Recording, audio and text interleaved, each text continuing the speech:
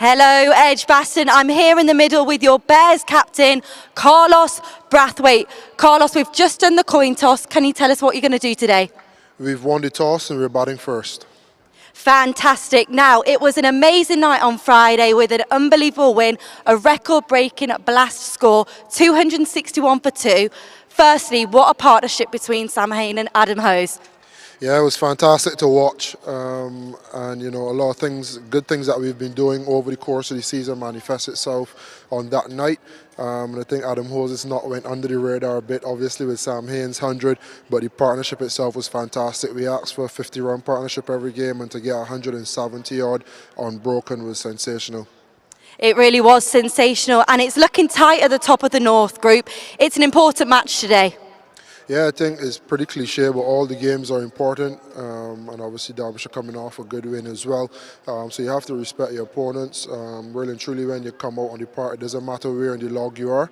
It's all about what happens on the day. So we start again from zero, and they start from zero as well, and looking forward to a good game.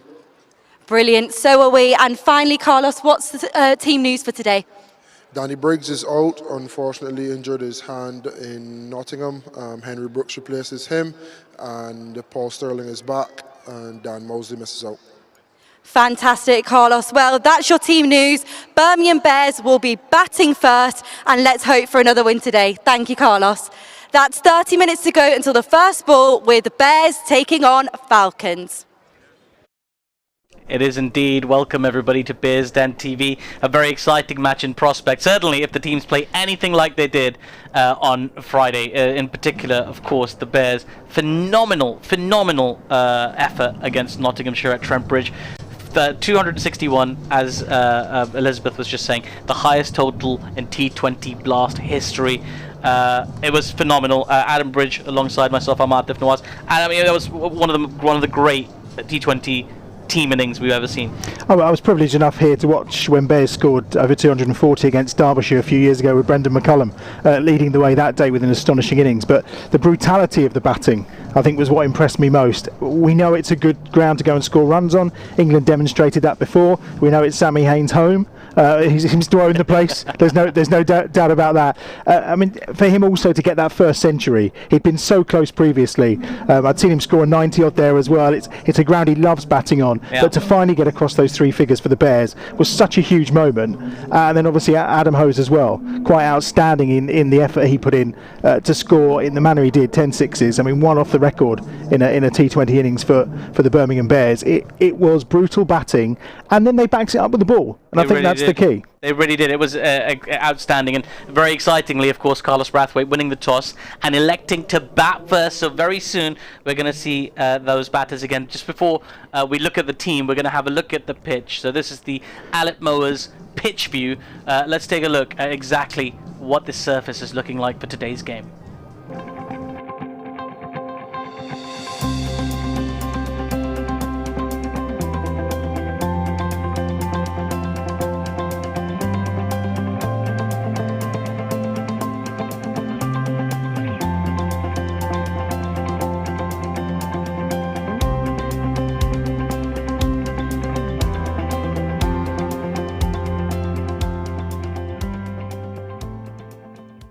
Rob Yates, batter, Moseley Cricket Club.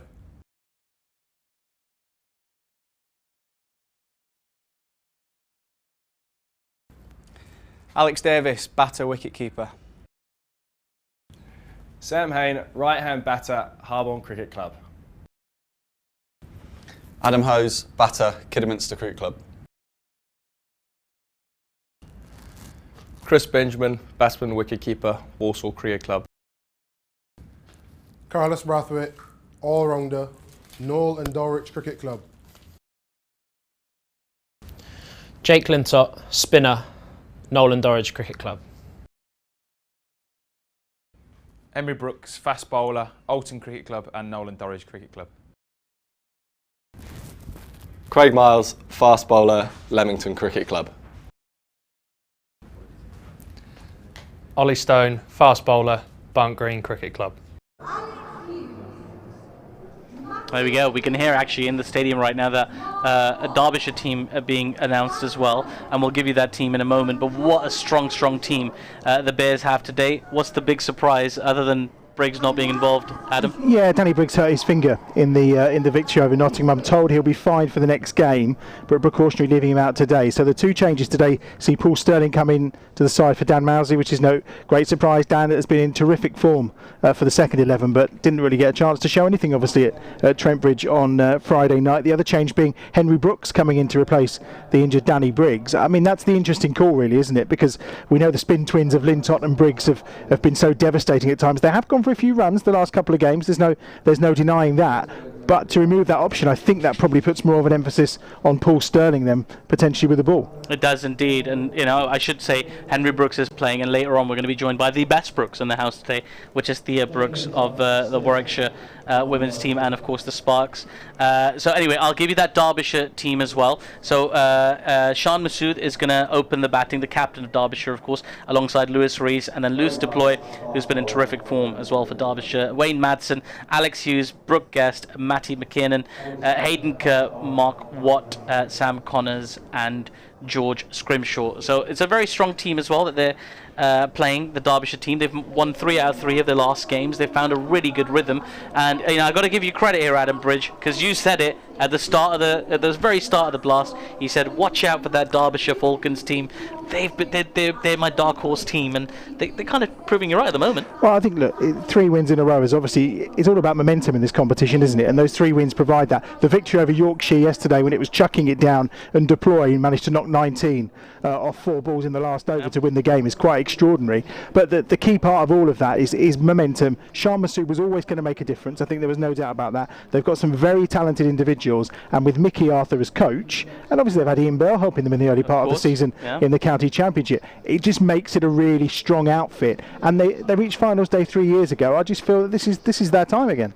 It is indeed. Now, I mean, they're a very strong team. They're coming off a strong run, but they're not coming off the highest score in T20 Blast history. That's what the Bears are coming off, who've been absolutely spectacular. They were so good at Trent Bridge just a couple of nights ago, and we're going to show you right now a few of these highlights. And trust me when I tell you that these are highlights. Not able to over the last week. Next one's pulled away. Of course, there's not a great deal of protection. Bowling to Rob Yates, who inches out of his crease and then unloads down the ground and it's a single, but decided not to. Here's Carter again to Davis, who hits it into the offside, and this will go to the left of Duckett and away for 4 in the 2017 final, and won that. And this one's hit into the offside, and Captain Christian. Just a second as Carter bowls. Down the track comes Yates, and he lifts it towards us, and it's cleared the rope down below as the second 6 of the evening. Christian will bowl it himself, or give it Samit Patel. Oh, it's a lovely pick up from Sam Hain.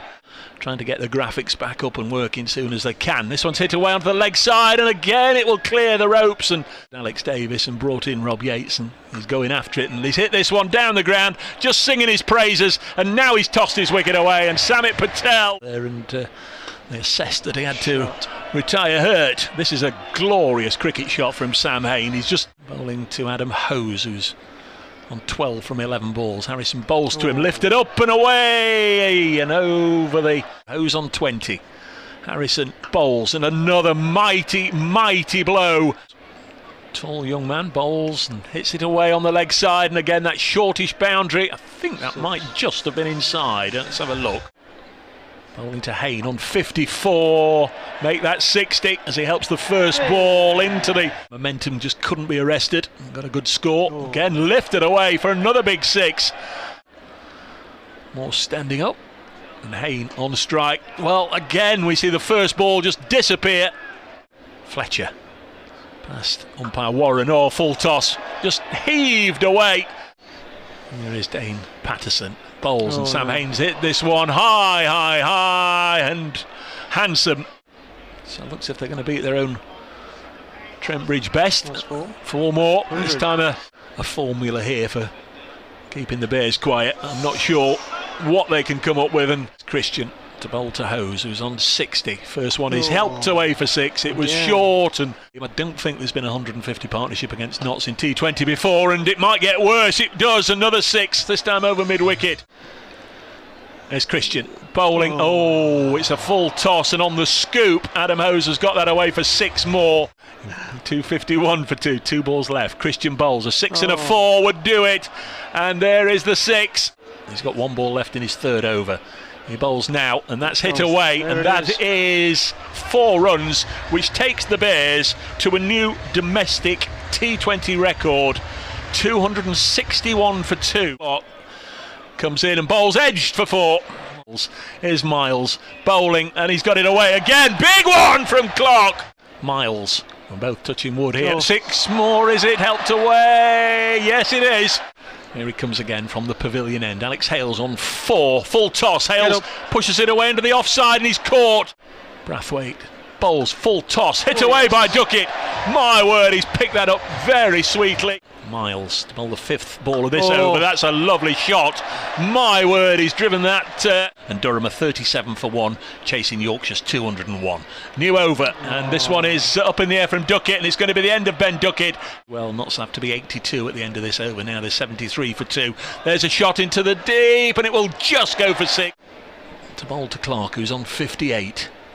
And he's hit that one up in the air now. Is there enough legs on this, or will he be caught? It's gone for 6. With no shoes on. Where's your shoes? Left him in the gym, Dave. Oh, yeah. Here's Moores. He does take the aerial route. Huge blow for 6. And Brathwaite to Clark on 86. Next ball is hit. No. This might be the end of Joe Clark. And he's gone for 86, and Brathwaite's got his man. Moore in this, his 3rd over. Bowls, and Moores has hit it up in the air. Now, will that sail away on the breeze, or will it be a catch? It will sail away on the breeze. Score in the score box. How about that?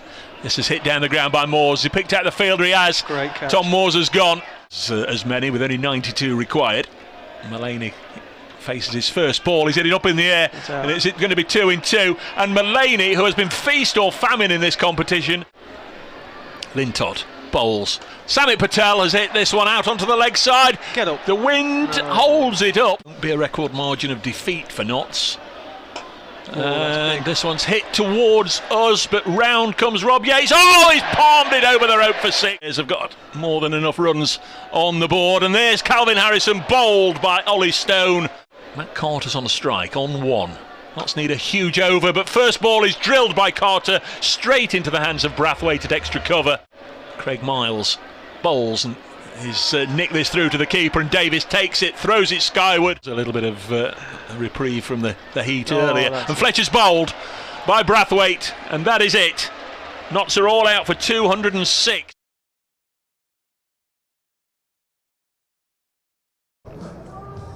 Well, that was remarkable. I told you they were highlights. Absolutely fantastic batting from the Bears, and brilliant in the field as well, because for a while it looked like, you know, Joe Clark and his cohorts were keeping Notts in the chase, sort of, but it's almost impossible to keep going at that rate. That's the challenge of a huge total like 261. Let's come back to Sam Hain as well right now, and we'll talk about Adam Hose as well. But Adam, Sam Hain, I mean, it's the perfect week of county cricket.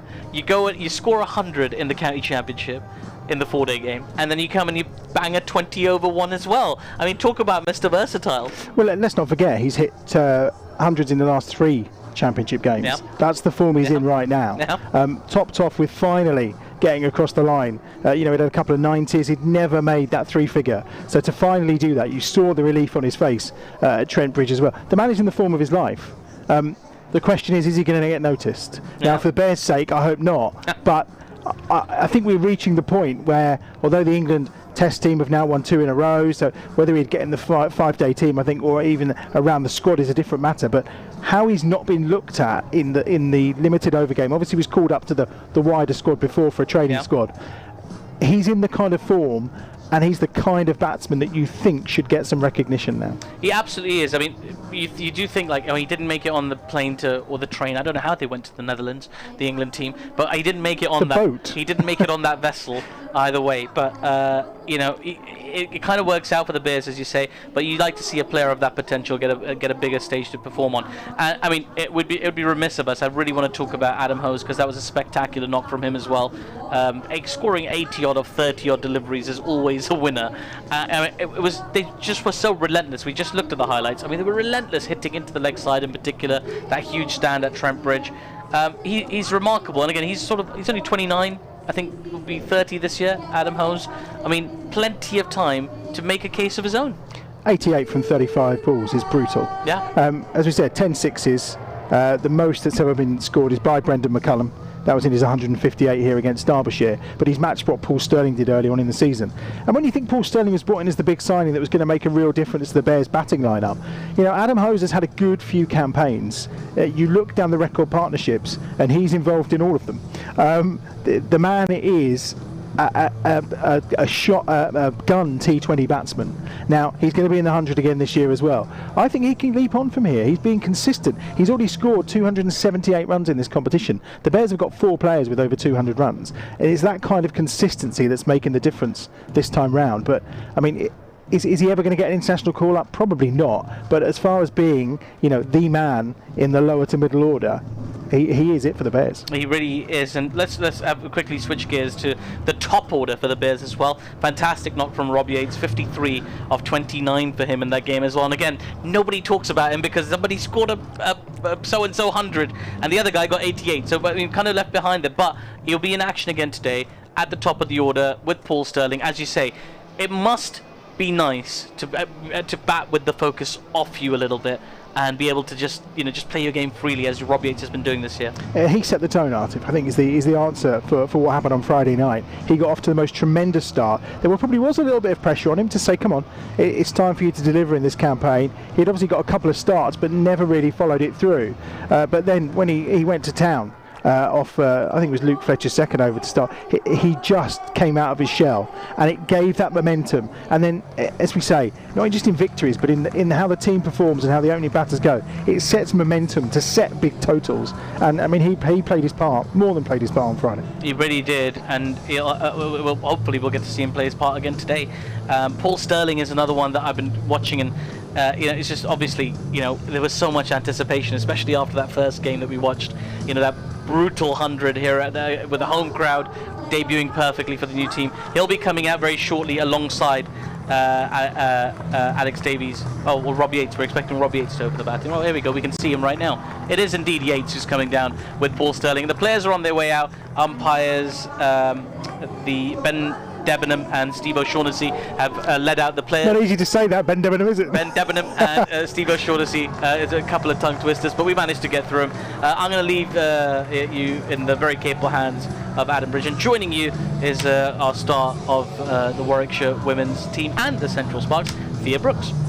Thank you, Artif. Artif will be back a little later. So, reminder, if you just joined us then, the Bears have won the toss and no surprise really have taken the option of batting against the Derbyshire Falcons side. Fresh from a good victory against Yorkshire yesterday in rain and fairly rotten old conditions. It was a Duckworth-Lewis game that was reduced down to 10 overs. 105 was their target. They needed 19 in the final over, and they did it with 2 balls to spare, which was the quite impressive part about that yesterday for Derbyshire. But it's a new day, it's new opponents, and it's going to be Hayden Kerr who's going to open the bowling from the far end. These sides met, of course, back at the end of May.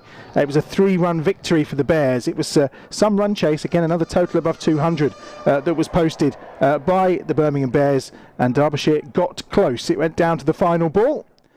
Let's hope it's not quite so tense today. Paul Sterling's on strike, Thea Brooks is alongside, and we're quite excited by this after Friday, aren't we? I am very much so. Hopefully we'll see another Bears blast today. It'd be good to see Sterling back in action as well. Yep, he's not had the best of runs as Paul Sterling. A couple of ducks to his name. 200 he's amassed so far in this campaign, and bearing in mind that 119 of those came in his first innings. He faces up to Kerr and is very watchful into the offside, and there's no run off the first ball. Yeah, it's always disappointing when you have a strong start as he did. There's so much expectation on you, but it is disappointing that he's had a couple of run of ducks, but feel confident, so I reckon today's going to hopefully be another day for him. It is all about confidence, isn't it? Confidence and momentum. Such a good start with that 119 on that opening day. He's still clattered 14 sixes and 19 fours in a Bears shirt so far this campaign, and we're into match 10, of course. He was missing on Friday night as he misses that with some swipe outside the off stump. I mean, He'd have had fun at Trent Bridge with those boundaries, wouldn't he? He would have done very much so. I think it's difficult as an opener in T20 because you want to have a good start for the team, as we spoke a couple of weeks ago about how important a power play is. So actually getting the Bears off to a good start and playing these big shots, unfortunately sometimes it doesn't come off for you, but when it does, we've seen what he can do. 6 wins so far for the Bears from their 9 fixtures. Kerr's in again. Sterling's off the mark this time. They'll do the first quickly and they'll just settle for 1. Brings Rob Yates onto strike, and the Bears are off and running, and a good crowd coming in. Of course, it is Father's Day, so I'm seeing a few more families around. It's the penultimate home fixture of the campaign, of course. Friday night against Worcester will complete the home games, and then, of course, a run of away games while Edgbaston's in use for England and the Commonwealth Games and Finals Day and all the other stuff that gets hosted at this wonderful stadium. What stadium it is, hopefully we'll see, well, guaranteed we will see a packed out Edgbaston Stadium against the Worcestershire Bears. It's always a great game to see that. Rob Yates, fresh from his 53, of course, the other night, facing Kerr for the first time. Another dot ball, good opening over this from Hayden Kerr. Yeah, not too bad. There was a little cheer when Paul Sterling hit that one as well, which was quite nice. Yeah, it's been a poor run for him. Couple of golden ducks, of course, which is never good. He didn't complete the trio, thankfully, and then obviously was absent on Friday for a family event. But he's back today. Harsh on Dan Mosley, you would say, but his time will come. And Yates has teed off immediately, and that's just gone high in the air. It's going to be a difficult catch, and it's not going to be taken. Mark Watt was the player that was under it, and they'll come back for 2. And not quite working out for Yates. He gets a top edge. But that was up for some time, wasn't it? It was. I thought the keeper was actually going to get underneath it. He decided to back away. But yeah, interesting. It was always going to be a difficult one. Swirling in the air, running backwards over your left, right shoulder. Well, the question is, how many runs is that going to cost them? 3 without loss, final ball of the first over. Rather disgruntled Hayden Kerr making his way back to his mark at the far end for Derbyshire, the Birmingham end. Australian bowls outside the off stump, and trying to cut at it was Rob Yates again. But there's no run. It completes the first over of the power play, and the Bears are 3 without loss. Yeah, it's a good start for Derbyshire by the looks of it. The ball seems to be coming through really nicely, and I think just having that aggressive mindset as a batter is always really positive. Obviously it can go in the way of losing a quick wicket like it could have done there with Yates' Skyer then, but like you rightfully said, catch is put down, well, a difficult chance is put down I should say, and we'll see how costly that'll be later in the day. Yeah, I don't think you can call it a drop catch. He never really got any fingers to it in the end, did he? Yeah, that's why I backtracked on it a little bit. You're being a bit generous, you see, unlike me, who's quite harsh about these things. I have put it down as a drop. It's going to be Connors to bowl. Sam Connors into the attack from the pavilion end. 3 without loss then at the end of the first over. 19 remaining.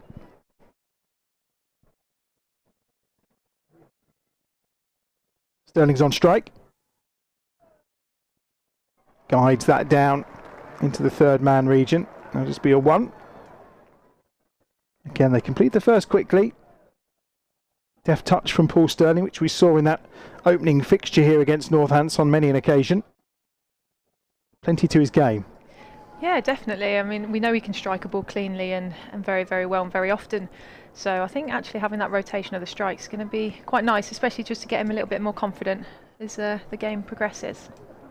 Yates is on strike, then 2 men out, of course. So we've got 1 at third man and 1 at a deep square leg. And Connors is in. Yates gets a top edge on that again.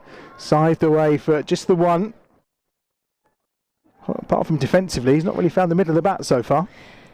He hasn't, no. But again, we're always told if you're going to play the ball, play it hard, because you can get top edges like that, and it goes, as quickly down the boundary behind the keeper as you'd probably like to see it go over the bowler's head.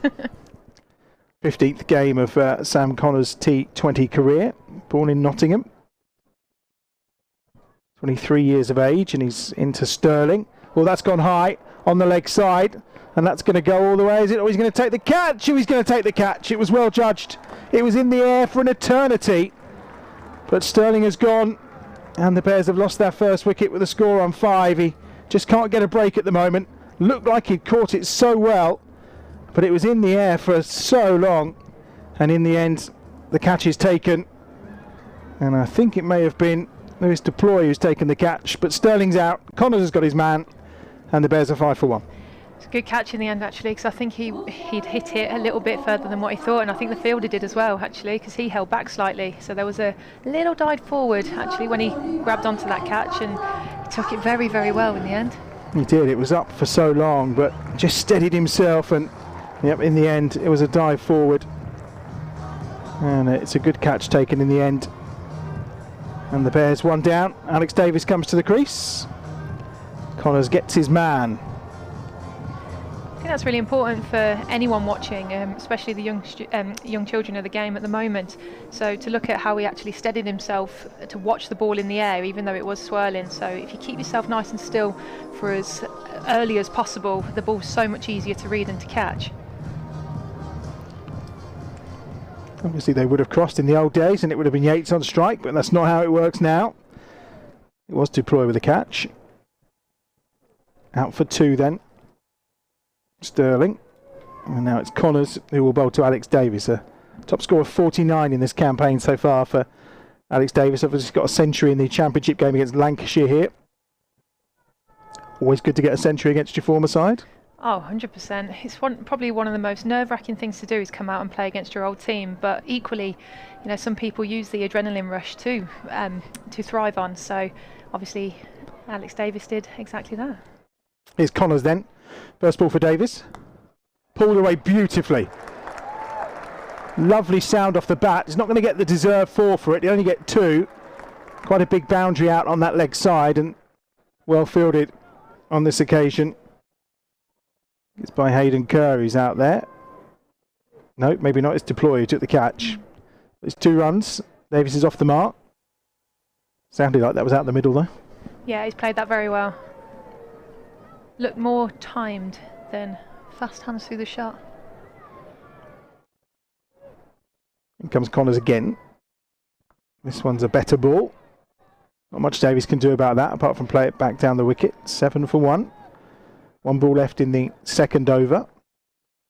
Yates on 2. So Yates on 3, should I say. Davis on 2.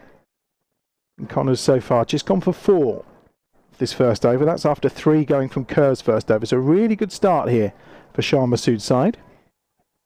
Very good start. I think we'll be looking at the batters trying to get some big runs in the next few balls, hopefully. Connors in again. Davis just rocks back and deftly guides that down to third man. They'll just get the 1 and they'll complete the over with a score on 8. So 5 from it, but for the loss of Paul Sterling. 8 for 1 then. It's not a bad start for Derbyshire. Like you rightfully say, they're a force to be reckoned with. In T20 cricket, you can't just always rely on your previous game, as we've seen. So hopefully the Bears, we know what they're capable of. We saw that in the last game, but they have to replicate it here tonight. Mark Watt is coming into the attack from the Birmingham end. So first bit of spin today for Alex Davis to face with a score on 8. He'll be looking to put that attempted catch behind him. And it'll be Davis who's facing first up. And Edgbaston's filling up nicely. Hollies is nicely full, but the family stand as well today. Well populated.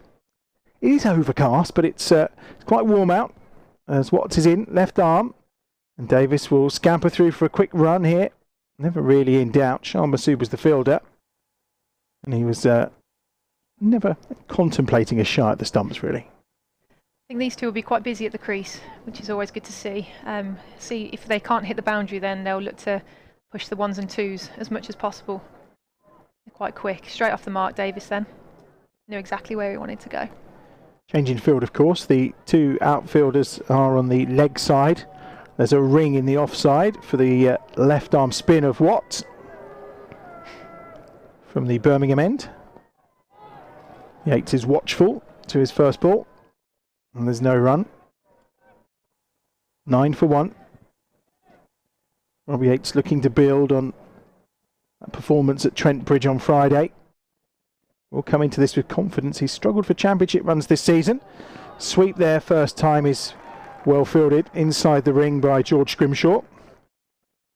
Another single to the total. It's unusual, 15 balls been bowled without a boundary. Yeah, I was just starting to think that. It's the kind of run that you don't want, isn't it, in a power play, to be midway through the third over and not having crossed the ropes yet. Yeah, exactly. Makes you think that Davies may try something special here as Watt bowls, but again, he's onto the back foot, just plays it out into the offside for a single. Derbyshire have started very well here. Yeah, I say running between the wickets obviously is just as important as hitting that boundary, but you can't go 3 overs without a boundary. They'll start feeling the pressure. Well, Yates has had a couple of attempts at big shots and got top edges. He's gone big this time into that leg side. It is a big boundary. This time is it going over the ropes? He's pouched right on the edge again. And Yates has gone and Duploy with a catch for a second time. And Rob Yates is on his way and the Bears are 11 for 2. That's exactly what we're talking about. They're looking for that boundary and they're feeling the pressures, and it's generated a second wicket, unfortunately. It's just holding in that wind. Well, he was dropped on naught, so they've not suffered too much. He's out for 4. Another catch for Deploy. And a wicket for Mark Watt in his first over. I mean, it's not a bad shot from Rob Yates, but he's hitting to the biggest side of the ground with that wind. I mean, he's literally, a foot away from clearing the ropes. Not too much wrong with that. And you can hear the round of applause around Edgbaston for the arrival to the crease of Sammy Hayne. The mighty, mighty Hayne. Well, hopefully you can replicate what he did against Nottingham. But again, with T20 cricket, you never know. Anything could happen. But hopefully he's in, as you rightfully said, the form of his life. So let's see how Sammy Hayne gets on today. Good over so far from Mark Watt, then the Scottish international, 1 for 3 from his 5 balls to date. And Sam Hayne, of course, will go immediately on to strike. He must be just full of confidence coming in now, sitting on the back of 100. Well, 252 runs in the campaign this season. He's second highest scorer behind Adam Hose, of course. 25 of those coming in 4s.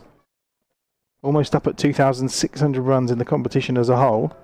Likes to get off the mark first ball, and he does. That's the end of the over. Third over gone. 12 for 2, just 4 runs from it and a wicket. It's a really good over for Derbyshire. Not so good for the Bears, Thea Brooks. No, not at all. I think they'll definitely be thinking about this, but they know what they are capable of, Bears. Yes, granted that you have 2 wickets, 4 and over. Not great. However, you know, we've seen the order, we see what they can do and the power behind them. So I don't think they'll be too worried just yet. You know, T20 is still quite a long game. Second over coming for Sam Connors from the pavilion end. First time he'll have bowled to Sam Hayne, of course. He was off the mark with the final ball of that Watt over. 12 for 2 then.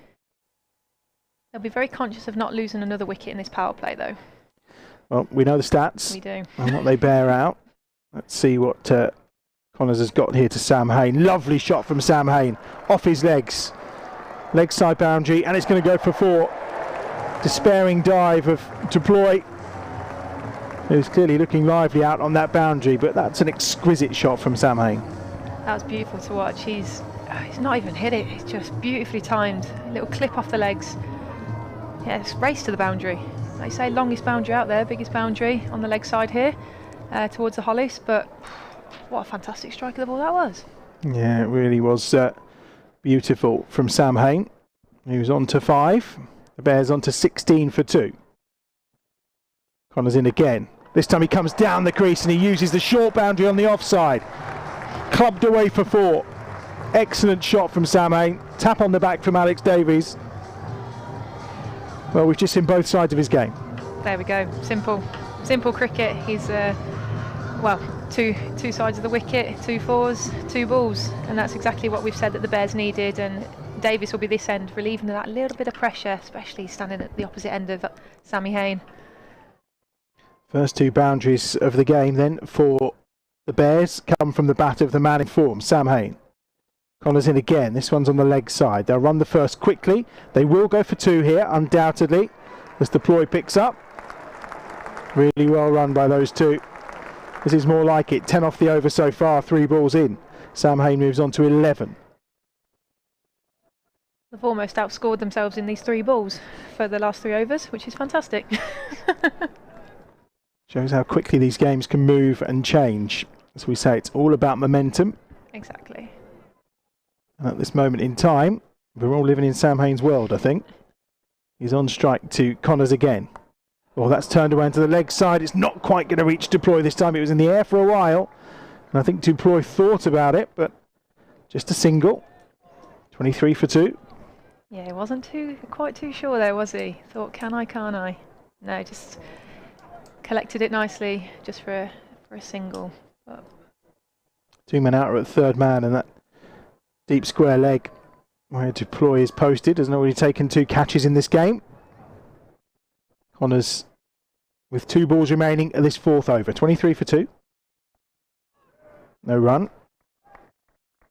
It's well fielded at point. Alex Davies already wants a new bat. Not coming off very nicely. I thought he timed that first shot very well, but clearly an issue with the bat. and he faced 6 balls. And not happy with it. He's on 5. Haynes on 12. Last ball of the 4th over. Sam Connors, as figures have taken a little bit of a dent this time after his first over of just 5. 11 off it so far. Cuts it away, and he's gone. Well, it was fielded at point last time, and this time it's caught there by Wayne Madsen. And Davis, well, no need for that new bat. He's out. 23 for 2 at the end of the 4th over. Yeah, similar to a commentator's curse that, when you're a batter and you ask for something new. Always wait. Yeah, it's disappointing. Good take at point, but yeah, I don't think Davis will be too happy with that. It's a bit of a nothing shot. Yeah, the previous one had obviously gone into the ground on that side, so you could see the shot he was trying to get away, but not coming off for Alex Davies today. Remains with that top score of 49, and it brings Adam Hose to the crease. Here we go. Well, we can have our fingers crossed. These two do bat very well together. And as we say at the moment, Sam Hain with those 3 championship hundreds and the 100 in the T20 in terrific form. Adam Hose over the last 4 seasons has probably been our most consistent batsman in this competition. And he features in many of those stands that have rewritten the records. Adam Hose's name is alongside, I think, the top 3 actually, which is the part he's got to play, and he's fresh of course from that 88 against Notts on Friday night. He's going to have to wait though, because he's not on strike. Sam Hain will be. Mark Watt, having bowled that first over, is replaced by Hayden Kerr. And the Australian plays his big bash cricket with the Sydney Sixers, does Hayden Kerr. And he's going to bowl from the Birmingham end. Sam Hain just taking his time. 2 men out again, are still deep at deep square leg, and now a very wide kind of deep backward point here for Sam Hain. Well, that was in the air for a moment. Kerr thought he might get there, but they'll gather a quick single. Score moves on to 24 for 3. Hain on to 13. It's important for these two now just to rebuild. You know, still be positive with the shots, looking to score with intent, as Sam Hain's rightfully done as soon as he's come out to the crease. But I think, I mean, again, they're coming off 2 very fantastic innings, so there will be a realm of confidence, but they're both as experienced to know that actually, you know, it is a new day, it is a new game, anything could happen, different wicket to what they were playing on at Trent Bridge. So we'll see. You know, they know exactly what they need to do, just rebuild, but still look to hit with intent. Slightly bigger boundaries as well, particularly as Hose is facing here on the offside. In comes Kerr. 5th over. It's away from Hose. Didn't quite get it out the middle of the bat, but enough of it to get 2. It's well fielded by Sam Connors. Hose is off the mark. On to 2, 26 for 3. So Connors has given himself quite a bit of room actually from the boundary. He's not quite on the rope. He's got probably about 10 yards in. Looking to hopefully cut off those 2s if it comes relatively near him. And you're obviously adjusting where you are depending on the size of the boundary every game. Exactly. Curls in again, left arm, it's an outside edge from Hose, and it goes between keeper. It got the hand of the first slip, and it'll be swept up in the end by George Scrimshaw, but they'll get two. It was Mark Watt who is at the short third man, got his hand to it. Just out the reach that time of Brooke Guest behind the stumps. It was a little fortunate maybe, but he's on to 4, 28 for 3. Yeah, good reactions from Watt down there. Got himself down well. Yeah, he did. Kerr again.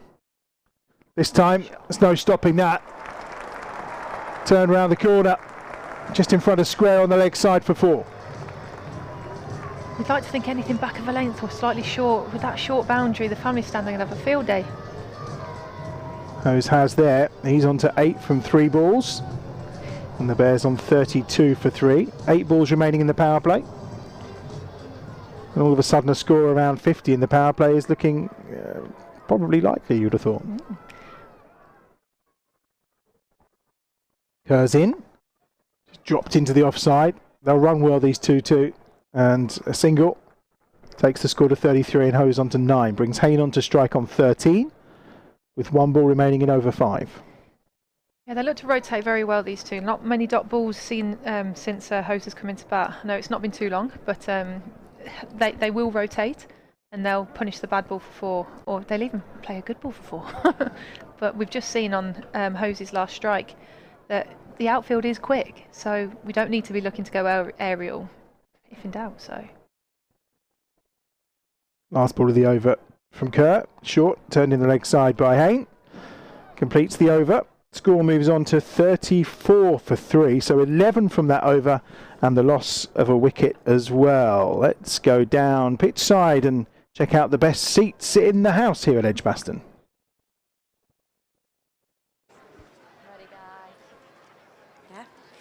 Edgbaston, I'm here with this week's winners of the Carling Best Seats in the House. Are you having a good time? And for your chance to be sat here next Friday at the last home match with Birmingham Bears taking on Worcestershire Rapids, follow us on Twitter at Warwickshire CCC. To get the best seats in the house for the game against the Rapids is probably it, and you get plenty of Carling thrown in too. What more could you want? 5 overs gone then, 34 for 3. Last of the power play, and George Scrimshaw's into the attack. An interesting game against Pairs, considering, you know, I mean... They're in stinking form, aren't they? But they raise it when they play us. Exactly. Every single time. Here's Scrimshaw. Turned around the corner. Must have got a little bit of glove on that maybe, or was it pads? No, it was a bit of bat. Got it quite fine. Another 1 to the total, 35 for 3. Haynes on 15. Bowling from the pavilion end. 9. Forever asked who I support when it's a Pairs-Bears game. So I'm originated from Worcestershire. Ah, you're a Worcester girl. Well, I played for them for 16 years. Oh, wow. I know. So it's a difficult one, but no comment. Yeah, okay. You can't sit on the fence around here, I'm afraid. Too many splinters. Yeah, I don't want to tell the truth, otherwise I might be told off. Oh dear. Scrimshaw's in. And he bowls short and outside the off stump. Oh, he's just got a bit cramped for room there. Looking to cut it away. And he's beaten by Scrimshaw, 24 years of age, George Scrimshaw. Born not too far away in Staffordshire. The name like Scrimshaw, I was expecting him to come from somewhere in for darkest north. It's that kind of name, isn't it, Scrimshaw? There's some character in Coronation Street called Scrimshaw, I think. That's probably what it is. Or they Grimshaw, I don't know. Something similar. I don't watch the programme myself, so I wouldn't know. I can't help, sorry. No. 35 for 3 is Scrimshaw again. Well run single into the leg side, deploy fields.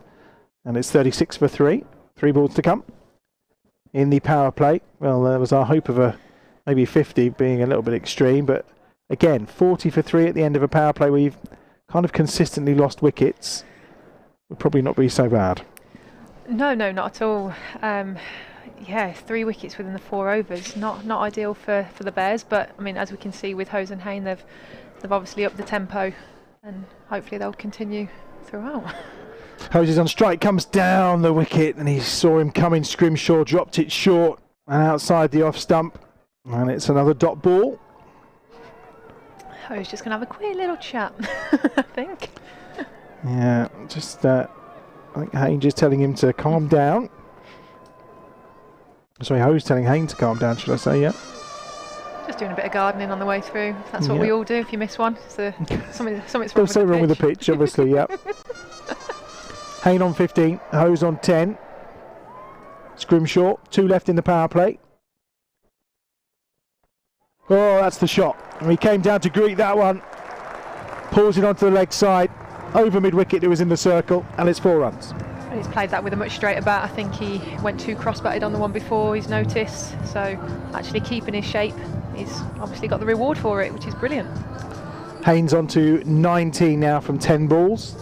Hose is on 10 from 6. And the Bears on to 40 for 3. Final ball of the power play to come. It's fascinating, all those years ago when T20 started around, 40 was that was the total, 36, because you were looking at a runner ball in the power play. And now you see power plays going for 80. It's quite scary. Scrimshaw's in again. Hayne again into the same slot, maybe a little squarer, but it'll still go for 4. Same result, different shot, but 4 more runs. The result was exactly the same. 44 for 3 then at the end of the power play, and 10 runs off that over from George Scrimshaw. I think these two together, they clearly know each other's games and they're working well in partnership together. I mean, just having a look at the stats here, 2 dot balls since Hose has come in and going well. They are. Thank you very much, Thea. Thea will return a little later in the game for the conclusion of this Bears innings. 44 for 3 then, 6 overs gone. She'll make way for Atif Nawaz, who will come in and join me, and we're going to see the return at the Birmingham end. Bowling wise, there's going to be a change here. I think Watt's coming back into the attack. So far having gone over, taken 1 for 4, but the Scottish international returns, as does Atif.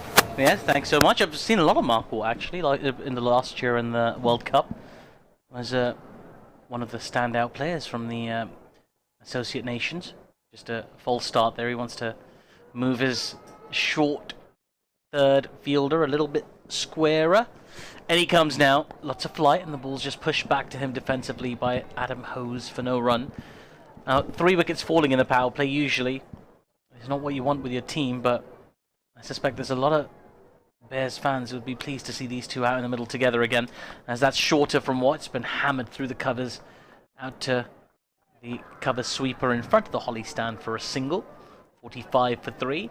I mean, they've been in such a rich vein of form, these two, and as recently as Friday, it's very exciting to see them out in the middle, isn't it? Yeah, I'd rather they weren't here quite as soon as they are, and maybe a few less wickets down, but there we go, can't be helped. Watt in again, lots of flight this time, worked nicely out towards mid-wicket. The fielder at long on will run round, and the batters will take 2.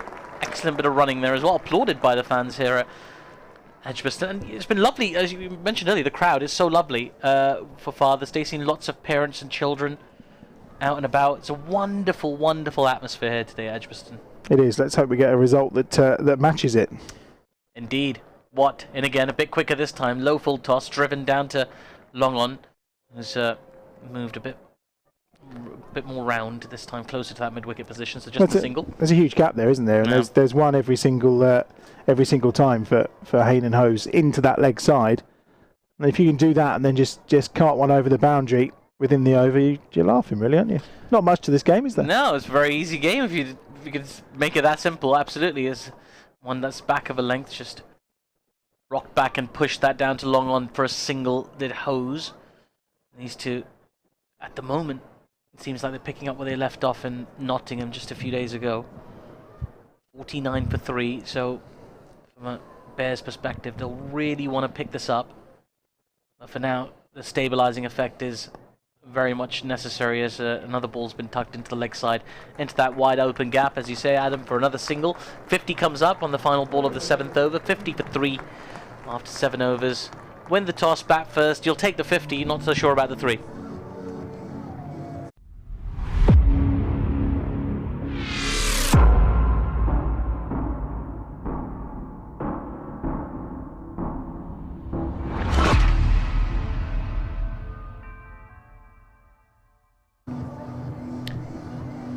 welcome back. It's a little bit gloomy here as well, got to say, here at Edgbaston. Those lights are on full blast. And lots of jackets in the crowd. You see it already. You see people in shorts, you see people in jackets, you see various bits of clothing. Lots of Bears shirts as well. Been very popular, this new design. Yeah, have you taken yours off yet? I've only seen you in that. No, I think you've only ever seen me, other than on television. Well, I was going to say, on telly last Sunday I saw you on telly. I was expecting you to have it on then, to be honest. I know, I really should have worn it on. Maybe next time. If I get to do something like Live at the Apollo, I'll do it in my Bears shirt. Matty McKiernan's in to the attack. Indeed, he's into the attack, and he starts with a low full toss, flicked away out to mid-wicket for a single by Hayne. Spin seems to be the way to go at the moment. We've seen this happen in the middle overs. Lots of teams here at Edgbaston try and sneak through that middle with the spinners. It'll be intriguing to see. I mean, we talked about it in the pre-match, but will Paul Sterling have a little bowl today?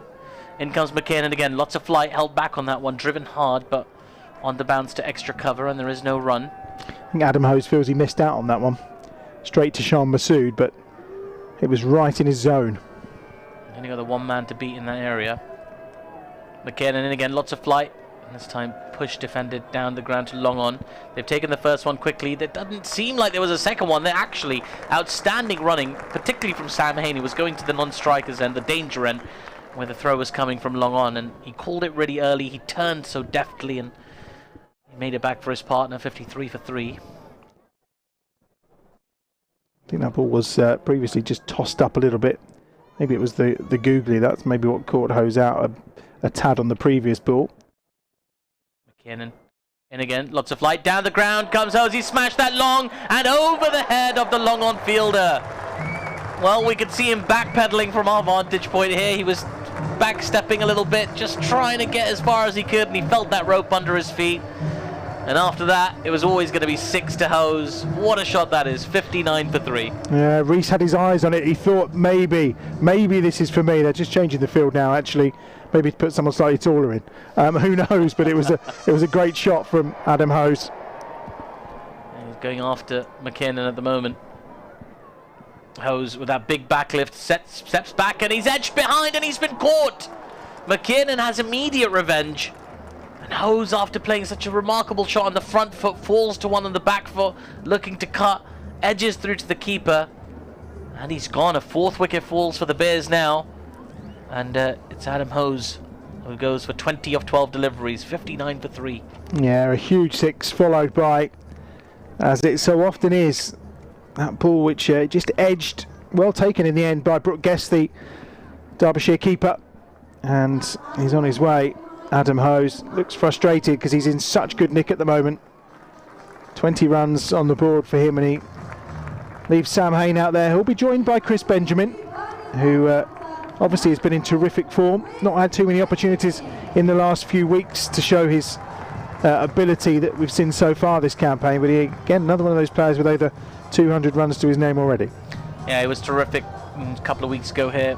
Got a 60 odd to get the Bears over the line.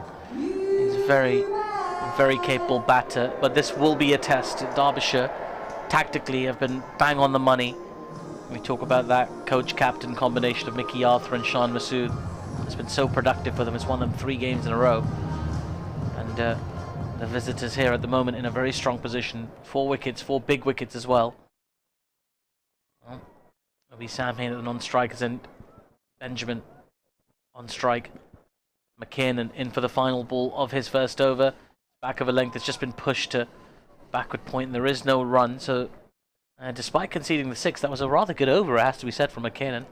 Just kind of outfoxed Adam Hose in that over. The score remains 59 for 4 after 8 overs. And another opportunity here for the Falcons to just sneak through a few overs as we're getting a few shirts thrown out into the stands. You kind of want your shirt thrower to have a good arm. Oh, that's a good arm. Yeah, he's not bad. Oh, very good. He's got that underarm sling going on. I think what he's also done is he's folded them, so they've got a bit of weight down one end, so it actually just gets a bit of momentum going. I tell you wouldn't want that in your face in the second row. It might leave a dent. Now then, Hughes is back into the attack. He's going to be bowling from the city of Birmingham end. And he's going to be bowling to Sam Hain, who's still alive, 28 off 14. In comes Hughes. Slightly slower delivery that time, but Hain watchfully plays it out to mid-wicket for a single. Product of the Derbyshire Academy is Alex Hughes. Played a lot of T20 cricket, approaching the 100 game mark for the 30-year-old. It's not bad at all, is it? Dependable all-rounder, you would say. Yeah, coming in the middle overs. And he comes to Chris Benjamin now. Another slightly slower pace delivery. He's been guided to the backward point fielder. He's almost already in a gully position. Yeah, it's interesting. They're covering that there, aren't they, with a short third man and this kind of backward point stroke gully. Keeper up to the stumps as well. He's bowling to his field well here. Playing a tight game at the moment, the Falcons. And he comes again. This time the ball's been driven down the ground. And they both kind of let that go like strangers on a train there as the ball went down to long on. He's like, after you, sir. And the non-striker and the bowler in the end allowing the ball down to long on for a single. 61 for 4. He looks very wary. I mean, the way the field's set as well, they're very wary here of bowling anything too straight or too short with that short leg side boundary. Hughes in again. This is a fuller length. Again, played with soft hands by Hain out to cover for a single. As you say, he's keeping it very, very full. Anything short, you know that the likes of Benjamin and Hain, so adept at playing that pull shot. They'll back themselves to clear these boundaries. In comes Hughes once more. Oh, he almost bowled an off-spinner that time. There's so much flight on that ball as it's played down to long on. They thought about the second, but the fielder in very quickly. Just the 163 for 4. Proper dobber of a ball that, wasn't it? Like, it floated through. There's slower balls and there's slower balls. And I think that one almost came to a stop. It hung in the air for a while. It can be quite challenging for a batter as well. Only 4 off the over, though. And he comes now. Hain this time gets a thick outside edge and it's going to trickle away down to the boundary at deep third. Well, they'll take him any way they come at the moment. Hain was looking to play that through the covers. In the end, it goes almost directly behind the keeper. And it slightly spoils that over from Hughes as well. He was going quite well. 67 for 4. Hain on 34 of 18 deliveries. And Chris Benjamin on 2 of 4. And this big crowd here have come out on Father's Day here to Edgbaston. It's quite cloudy. Still, we're not expecting any rain at all. But it is very cloudy and a bit chilly down there in the ground. They're going to be hoping for some more entertainment. Yeah, Hain, I think, just done in the pace again. I mean, it was a little quicker than the previous ball, that was for sure. But 4 runs will do. Scrimshaw back into the attack. Now, we were discussing this while you weren't here with Thea. Scrimshaw, I feel he should be from further north than Staffordshire with a name like Scrimshaw. He feels very northern. Yeah, it's a classic name, that, isn't it? Very good. Well, in he comes. He bowls. This is a shortish delivery, which catches Benjamin by surprise. He was looking to play that down, misses it, wears it in the end, and there is no run. He's a bit whippy, isn't he? Yeah, he's got a good bit of pace on him as Hughes. I think he took Benj by surprise there, to be fair. I don't think he's... Maybe it took off from a little area in the pitch. It has been played on a few times. This surface now. A little bit darker, isn't it? I mean, I don't think we're going to have any problems with rain this afternoon, but it's just it's a murky afternoon. It's not a beautiful day like it was on Friday. No. But it's better than yesterday when it was chucking it down all day, so... In comes Hughes. This is short. It's been pulled up in the air and just beyond the grasp of the fielder. A deep backward square leg. They take the single. It's a good bit of fielding, actually. The DP judged that well. Pulled out the catch and opted to just get his body behind it. But crucially, well, they're not going to pull out of this shot at all, are they? I mean, you get the feeling that Sean Masood has just had a chat with his bowler and said, you know, I don't mind that short shot at all. I don't mind that short line. It's a big old boundary in that direction towards the Holly stand. Challenge him to try and clear it. You've got 2 good fielders in the deep. Yeah, and that big boundary has caught out a couple of the Bears already in this innings. Seems like a concerted plan from Derbyshire. This is short again. This time rides the bounce. Does Sam Hain, and he flips it away into the leg side for another couple of runs. Sam Hain is in terrific form, and you could see that from the very first ball he faced, just so in control. And yeah, one of the most remarkable stats that came out of that game against Notts was his average, Sam Hain's average at Trent Bridge in T20 cricket is 411. I mean, I don't know. If anybody's got shouts for higher averages at a venue, I'd really, really like to hear them. As in comes Scrimshaw again, back of a length, sort of cross-batted and down to mid-off softly, so they run through for a single. 71 for 4. Can you think of anybody off the top of your head who's got a higher average at A ground? I don't think that's possible, really. I mean, he should own it. They should transfer ownership over to Sammy. In fact, I saw someone did do that on Wikipedia. Trent Bridge owned by Sammy Hayne, it said. So it's he just loves batting there, and who wouldn't? No. I mean, the surface is usually really good. The boundaries aren't are generous, shall we say? No. It's the same for both teams, and he just took advantage of it. Used to be home to the highest ODI score of all time as well, didn't it? Used to. This is short and a bit slower. It's been pulled. Just waited on that. Just pulled back a little bit on that shot, did Benjamin. They're going to get back for the second, are they? Oh, I don't know. This looks very, very close. The umpire says no. I think there might have been I don't think it was a clean take by the keeper. Yeah, it was a quick shake of the head from the umpire to say no. I was expecting a finger to go up, if I'm honest, because it looked really tight from where we are. We obviously don't have the best view in terms of being. And I think he's just said, look, if I'd had that, I would have, and made the signal of the third umpire, I would have asked him, but looked tight. I think batsman's got the benefit of the doubt there, but we'll take that. Yeah, it wasn't, and I mean, I think a slightly better throw and a slightly better taken. He might have been on his way back, but as it happens, Benjamin survives. He's on strike and he awaits George Scrimshaw. Kind of starts running on the spot before he builds his run up. As in he comes now. This time the ball's been hit up in the air with no timing at all by Chris Benjamin, but he survives. That ball just drops wide of the keeper who chased it down. And well, he's creating a few problems as the man from Staffordshire. Yeah, he certainly is. 74 for 4 after 10 overs. Well, doubling it is not really going to be enough, I'm afraid. You kind of need. They need to add about 100 here, you'd think. It's the Adam Hose moment earlier, and this is not the first time this season this has happened. Yep. He's hit a 6, and then the very next ball, he gets out. It's not the first time it's happened through this campaign. We saw it again, another innings that Bears were in a bit of trouble, and exactly the same thing happened. Got himself out the very next ball after a huge boundary. That rush of blood, you reckon? Just that kind of this intent to dominate. The adrenaline's pumping, isn't it? Yeah. Here we are, midway point, 74 for 4.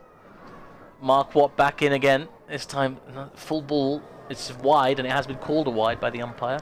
Well, and Mark Watt is not happy. He's saying the bat has been moving around in his crease, and he should get a little bit more leeway. The umpire's having none of it. I mean, you see a little bit of dissent sometimes in a shake of the head, but you don't usually see such a verbal disagreement. In comes Watt again. This is Fuller. It's been thumped over. Into the Selco family stand about 20 rows back. And it's gone for 6. What a shot that is. Down on one knee. Chris Benjamin was always going to push that ball over the boundary. What a shot.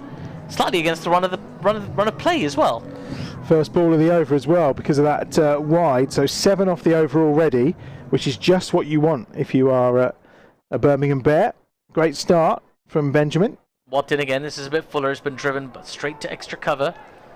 It makes a fumbling stop, but it's enough to prevent the single. I mean, to be fair to Watt, he's right. Benjamin, just looking on the count, Benjamin is moving a lot around his crease. But, you know, fundamentally, if you're outside those tram lines, you're outside those tram lines. That's a wide. Full stop, end of story.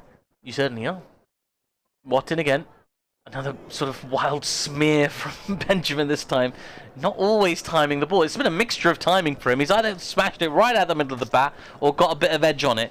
In this instance, it was the latter, and he gets himself a single. He's at the non-striker's end, and probably a good thing from a Bears perspective, just for him to take a breath. Watt's bowling wide of the off stump, so he's going out to try and fetch every ball if he can. This time on a more middle stumpy line from Watt. It's been played delicately into the next side. They run through for 2 this time. It looks tight again. And the square leg umpire says no. Well, I think he was a bit more clearly in on this occasion, but they're taking some risky 2s here at the moment, Hayne and Benjamin. Could the square leg umpire have got any further away there? That was what I was thinking, if I'm honest. By the boundary rope. I'm thinking you're about 10 yards from the boundary to make that call. It looked tight. That one I felt more confident about than the first one, if I'm honest. Interesting. Well, yeah, from a Bears perspective, yeah, certainly. I thought he just about made it home. Watt to continue.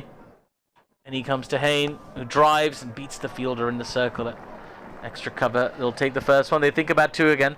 This time, no sluggishness from the batters. They make it back for an easy 2. But all of those 2s are making the fans very nervous here at Edgbaston today. 84 for 4 as the Bears looking to mount a recovery here, having lost 3 wickets in the power play. 12 off this over as well. Good over. Yeah, 6 always helps, doesn't it? Watt in. Ball's been worked gently into the mid-wicket area by Hayne for a single. Hayne. Just rubbing the bottom of his back there. Uh-oh. After that shot. Hopefully just a little... hopefully just a little twinge and he can come through that, but we'll keep an eye on that. I think the players are going to grab a little change of gloves. Well, 13 off that over. I mean, it's the schedule is quite punishing at the moment, particularly for the guys that are playing the Championship cricket as well. They had that run of T20 games, then obviously into the Championship game, which was a full-blooded 4-day final session affair against Lancashire. So, you know, it's no surprise the likes of Briggs and Hayne, who are playing in both formats, are maybe just feeling a few niggles. I know Sam is carrying a couple of niggles. Briggsy obviously is out today with a finger problem, so it's no great surprise that their bodies are being put under a tremendous amount of pressure at the moment. Yeah, it's as you say, a very punishing schedule, and even more so if you're a really good batter who spends a lot of time out in the middle scoring hundreds. Sam Hayne tends to do a lot these days. He's on 42 off 23 so far today. In comes Scrimshaw. That ball's been worked into the mid-wicket area. They take the first one quickly, again looking for 2. This time Hayne says no from the non-striker's end. And the score moves on to 88 for 4. He's crouching down again, just stretching that back out. Look. Yeah. Looks in a bit of discomfort to Sam Hayne. As you say, I mean the schedule is punishing enough, but he was out there for the duration almost on Friday, and in that that Championship game against Lancashire, you got a century in that as well. You got centuries in the 2 previous Championship games. Working hard at the moment. This is short, and it's been uppercut. Oh, it's gone straight up in the air, and the catch has been taken. Chris Benjamin looking to guide that ball over the deep extra cover boundary. Doesn't quite time it, and picks out the fielder in the deep, who takes an easy as you like catch. And the 5th wicket falls for the Bears. 88 for 5. And Benjamin has to go back, and more woes for the Bears. Well, I was about to say that he kind of muddled his way to 13 out of nowhere from 11 deliveries, but not the best of shots from Chris Benjamin. Kind of summed up the innings a little bit, didn't it? Because, as you say, the 6, he made wonderful contact. Everything else was not quite off the middle of the bat. But, I mean, what we've not seen for a while is Carlos Brathwaite coming in a situation where he's got an opportunity to lay the foundation for the kind of last 5 over onslaught. Today is that opportunity, because, you know, he's a class batsman, and the rest of them have been so good. We've not really seen too much of him this campaign. Yeah, without a doubt. I mean, there was nearly that last ball escape where he had to hit a 6 off the last ball to win the game. It just came kind of close. Against Leicester, that was. Against Leicester, Leicestershire is so close, but couldn't quite get there. I had to say Leicestershire. Sorry. Following our conversation earlier. Of course, yes. I have to full name all the Leicestershire Foxes if we're going all the way. But yes, indeed. You know, there's actually a cricket club in Leicester. Is there? Called Leicester Foxes. Oh, I didn't know that. There's a club called Leicester Foxes. Just to confuse things. Not to be confused with the Leicestershire Foxes. As this is a good length ball, it just whizzes through past the swing of Carlos Brathwaite's bat through to the keeper. George Scrimshaw, he's got his tail up at the moment in his 3rd over with a big wicket, and not looking like he's phased by this stage at all. Much bigger ground, obviously, Edgbaston, than the ground in Derby. They can't afford to lose any more wickets now until around the 16th, 17th over.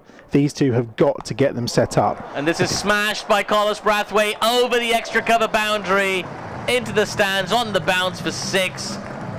What a shot that is. I mean, how's that for dominance, your second ball? It's almost the identical shot he tried to play on his previous ball, which he kind of swung and missed at. But this time around, making excellent contact. It was short again from Grimshaw, but this time Carlos just cleared that front leg and hammered it through the covers, eerily for 6. What a shot.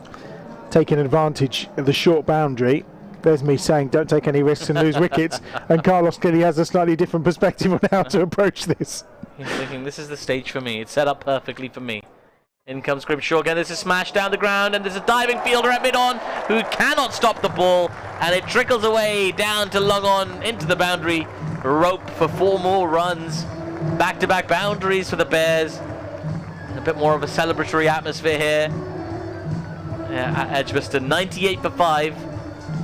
And I mean, in terms of a scoring rate, it's not bad at all. Still a couple of deliveries away from the end. Well, 1 delivery away from the end of the 12th over. He's just flat batted that, hasn't he? Yeah, there's a bit of a tennis serve about it. Now then, in comes Scrimshaw. Big swing again from Carlos Brathwaite. The pace came off that delivery. Kept a little bit low as well from Scrimshaw. And there is no run. So, after 12 overs, Warwickshire, the Birmingham Bears, 98 for 5. And Scrimshaw, whose figures I was going on about, looking pretty good at 1 for 18, finishes his 3rd over with figures of 1 for 28, which isn't as good. Yeah, 11 off the over and a wicket, of course, which is key to that. They're sharing the wickets around quite nicely. McKinnon, obviously the leggy, got 1. Scrimshaw, as you say, has got 1. Mark Watt, the left arm spinner, has got 1, and Sam Connors with a couple as well. Only Hayden Kerr and Alex Hughes are wicketless so far, but McKinnon's going to have another go this time from the Birmingham end with his leggies. Yeah, you don't see.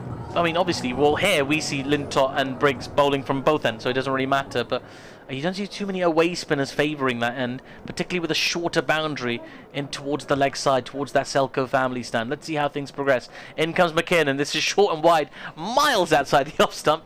It's been punched away to deep extra cover for a single. Well, I think McKinnon is very aware of that short boundary, Adam, on the basis of that line. Yeah, Sam Hain's really struggling here. He's taken that first single. Obviously, we've seen him running very quickly during his innings with Benjamin and Hose. He's literally ambled down for that single. He really looks in some kind of back discomfort right now. McKinnon into Carlos Brathwaite. Again, short and wide outside off stump. It's been chopped down to short 3rd, and there is no run. May also explain Carlos's other reason to go, I'm going to do this in boundaries today, because there's not going to be many quick runs. Let's give Sammy Hain a break from all the running. McKinnon in once more, another short and wide delivery outside off stump, really forcing the batters to play through the offside at the moment is McKinnon. A single to the score brings up the 100 for the Bears. 100 for 5 off 12.3 overs. Still plenty of time to get to a decent total. We think 175, 180 would challenge this Derbyshire side. This is short and wide, another long way wide delivery, which again, Hain can't find the gap at extra cover. Hain's annoyed with himself there because it was short, it was wide from a leggy. Should have been dispatched.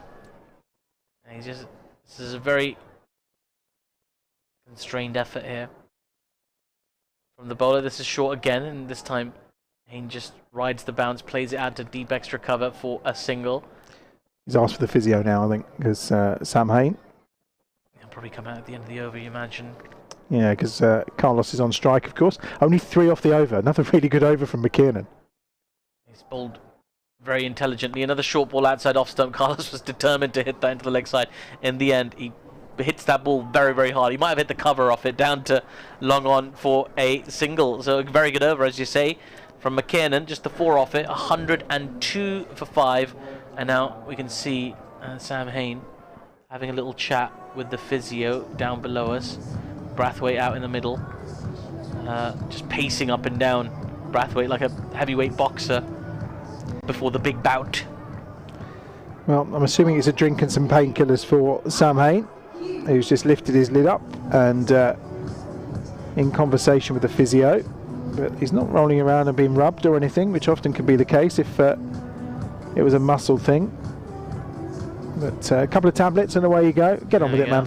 Get on with it. I mean, most GPs will tell you it'll take a bit of time to kick in those painkillers, but I always wonder that about cricketers when they do anything like that happens. We saw the other day, I think, in the Test match, was it Mitchell who took one on the arm as well? Yeah. They gave him a couple of paracetamol, and you think, well, that's going to take at least an hour, and it's throbbing right now.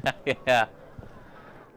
Well, that's the best we got, I suppose, as the next ball just holds up, and there's a caught and bowl chance for Hughes, and he's put it down. It didn't go a long way down the track, and he doesn't have the biggest follow through in the world as Hughes. He had a long way ahead of him. Brathwaite survives. 101 for 5, the score remains. He looked in disgust at the pitch then, Carlos Brathwaite, as he threw his bat down as well, didn't he? Yeah. It just reared up on him. He was hoping for a little bit more. In comes Hughes again. This time the ball's a bit quicker. It's been worked out to mid-wicket for a single. 103 for 5. Sam Hain has got 45 off 27 deliveries. He's back on strike. Let's see how quickly those painkillers have kicked in. Well, considering he's in discomfort, 45 off 27 is pretty good, isn't it? Absolutely. I don't think we can lay fault at his efforts so far today for the Bears. Hughes in again. This has been driven on the up, beautifully through the covers, on the bounce for 4 runs. Lovely shot from Sam Hain. He's picked up the length so quickly. He was never going to let that pace get away with it. He moves on to 49 now, 107 for 5. Slower ball as well from Hughes, but he saw it coming. Oh, he's still holding it. He's still gripping that back. He looks like he's in all sorts of discomfort. Still some big fixtures to come.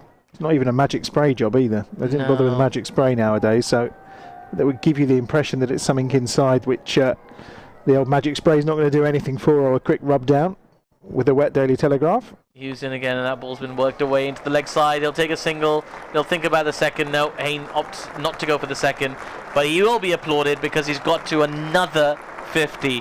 This magic run for Sam Hain continues. 50 off 29 deliveries.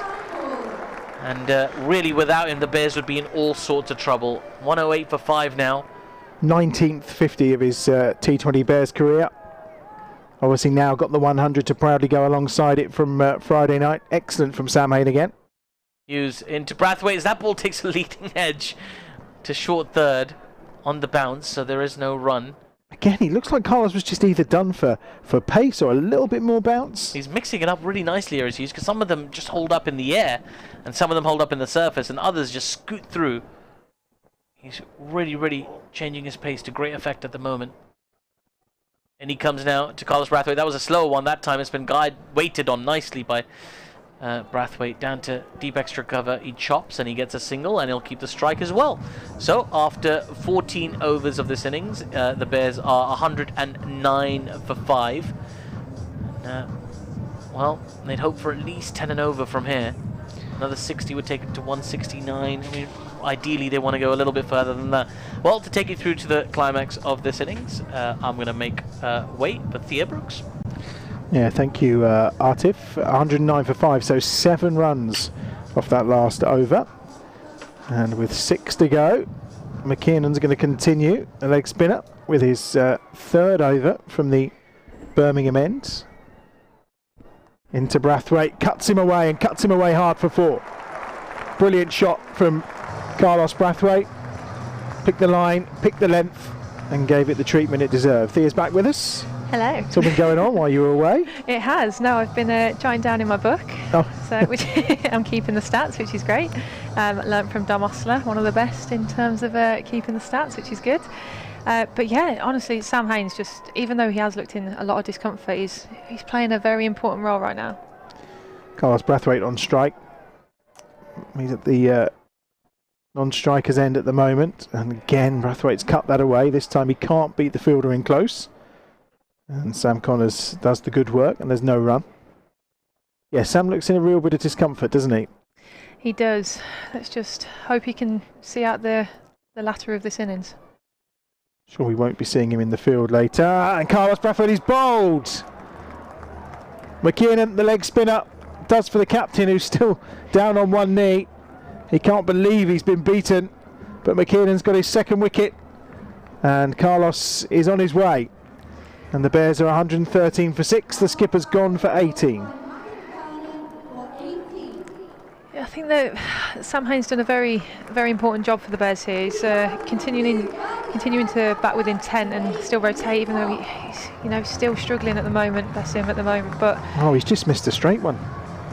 It's literally pitched on off stump. Oh, no. It's not gone anywhere, and he's just missed it. And you can see why. I mean, he looks furious as he's walked off here, Carlos Brathwaite. He also knows, here we are with just over 5 overs to go, and it was time to lay that foundation, that platform for the final onslaught, wasn't it? And now it's left an injured Sam Hain in the tail. Although Jake Lillentop won't think of himself as the tail, will he? No, He thinks of himself as an all-rounder now. Bless him. Of course, all-rounders back down to 11, I think, don't they? Lintot's the new batter, though. 113 for 6, midway through the 15th over. He can still strike a ball far, though, Lintott. He can. What we don't want is the Bears to get bowled out before the 20 overs, which obviously we saw last time out against Yorkshire, and he's edged that into his pads, I think. And there's no run for Lintott.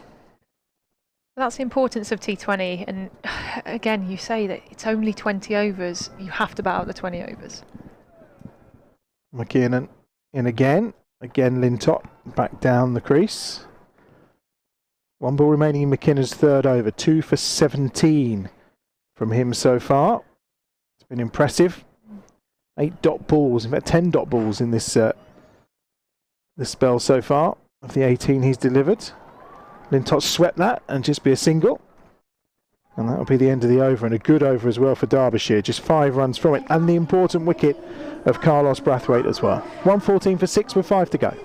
Yeah, well, we'll see how we get on in 5 overs. I mean, it's still a long time. It's a quarter of the game, which you sometimes forget about in a T20. But we've got some big strikers of the ball. Again, Sam Hain's still going strong. He's still there in the middle, although uncomfortable, but... And as a batter, when you're out there and you are in that kind of pain with the back, and the physio comes and gives you 2 tablets, I mean, that's going to take surely half an hour to actually make a difference, is it not? It depends if it's a placebo. No, yeah. Again, to actually have an impact on the pain, then yes. However, I guess just psychologically thinks, right, I've had something, just battle through and keep going. He's on 50, Lintott's on strike on 1. Alex Hughes will bowl his third over. None for 15 so far from his first 2 from the pavilion end. Slower ball outside the off stump. Lintott read it, but drills it straight to the fielder. And there is no run. Oh, there's 1 run, should I say. The importance for these 2 now is just keep ticking over. So that's Lintott's role. Is again, punish the bad ball if you can, but just ensure that he gets Sam Hain on strike. I'm not one to moan, but whoever has put blue numbers on the back of a blue shirt here for Derbyshire, they're not really helping. That's a slower ball. It was full. Hain takes the single. That's off the bottom of the bat, that one. 115 for 6. So 116 for 6, should I say. He'll just be counting down these overs, Sam, now. Well, this is the question of how much of it's going to restrict his movement. I don't think we'll see too many quickly run 2s. Using again. Oh, he's beaten Lintott outside the off stump. Good take as well by Brooke Guest, who's standing up. Use lots of slower balls, taking pace off, and then every now and then just getting one to lift off the surface to cause Carlos Brathwaite a few problems. Used to Lintott again. Slower ball again. Driven down the ground. Just be a single. The boundaries have dried up. They have its 2 boundaries in the last 3.4 overs. Not the foot on the accelerator you want at this point of the innings. But not with 26 balls remaining in the innings. 117 for 6. Using again, and Sam Hain's back, and bit of bat and pad in that one. Just for a single. Hain on to 52. Off of 31. Bears on to 118 for 6. Final ball of the 16th over to come then. Could do with a boundary. Lintott's on 3, finding his way here from 6 deliveries. Using again, and Lintott just knocks that past Sam Hain. It's another single. It's a very good over from Hughes. The score moves on to 118 for 6. 4 off the over. Hughes has now gone for 20 from his first 3 overs. And the Bears on to 118 for 6. Just slowing up.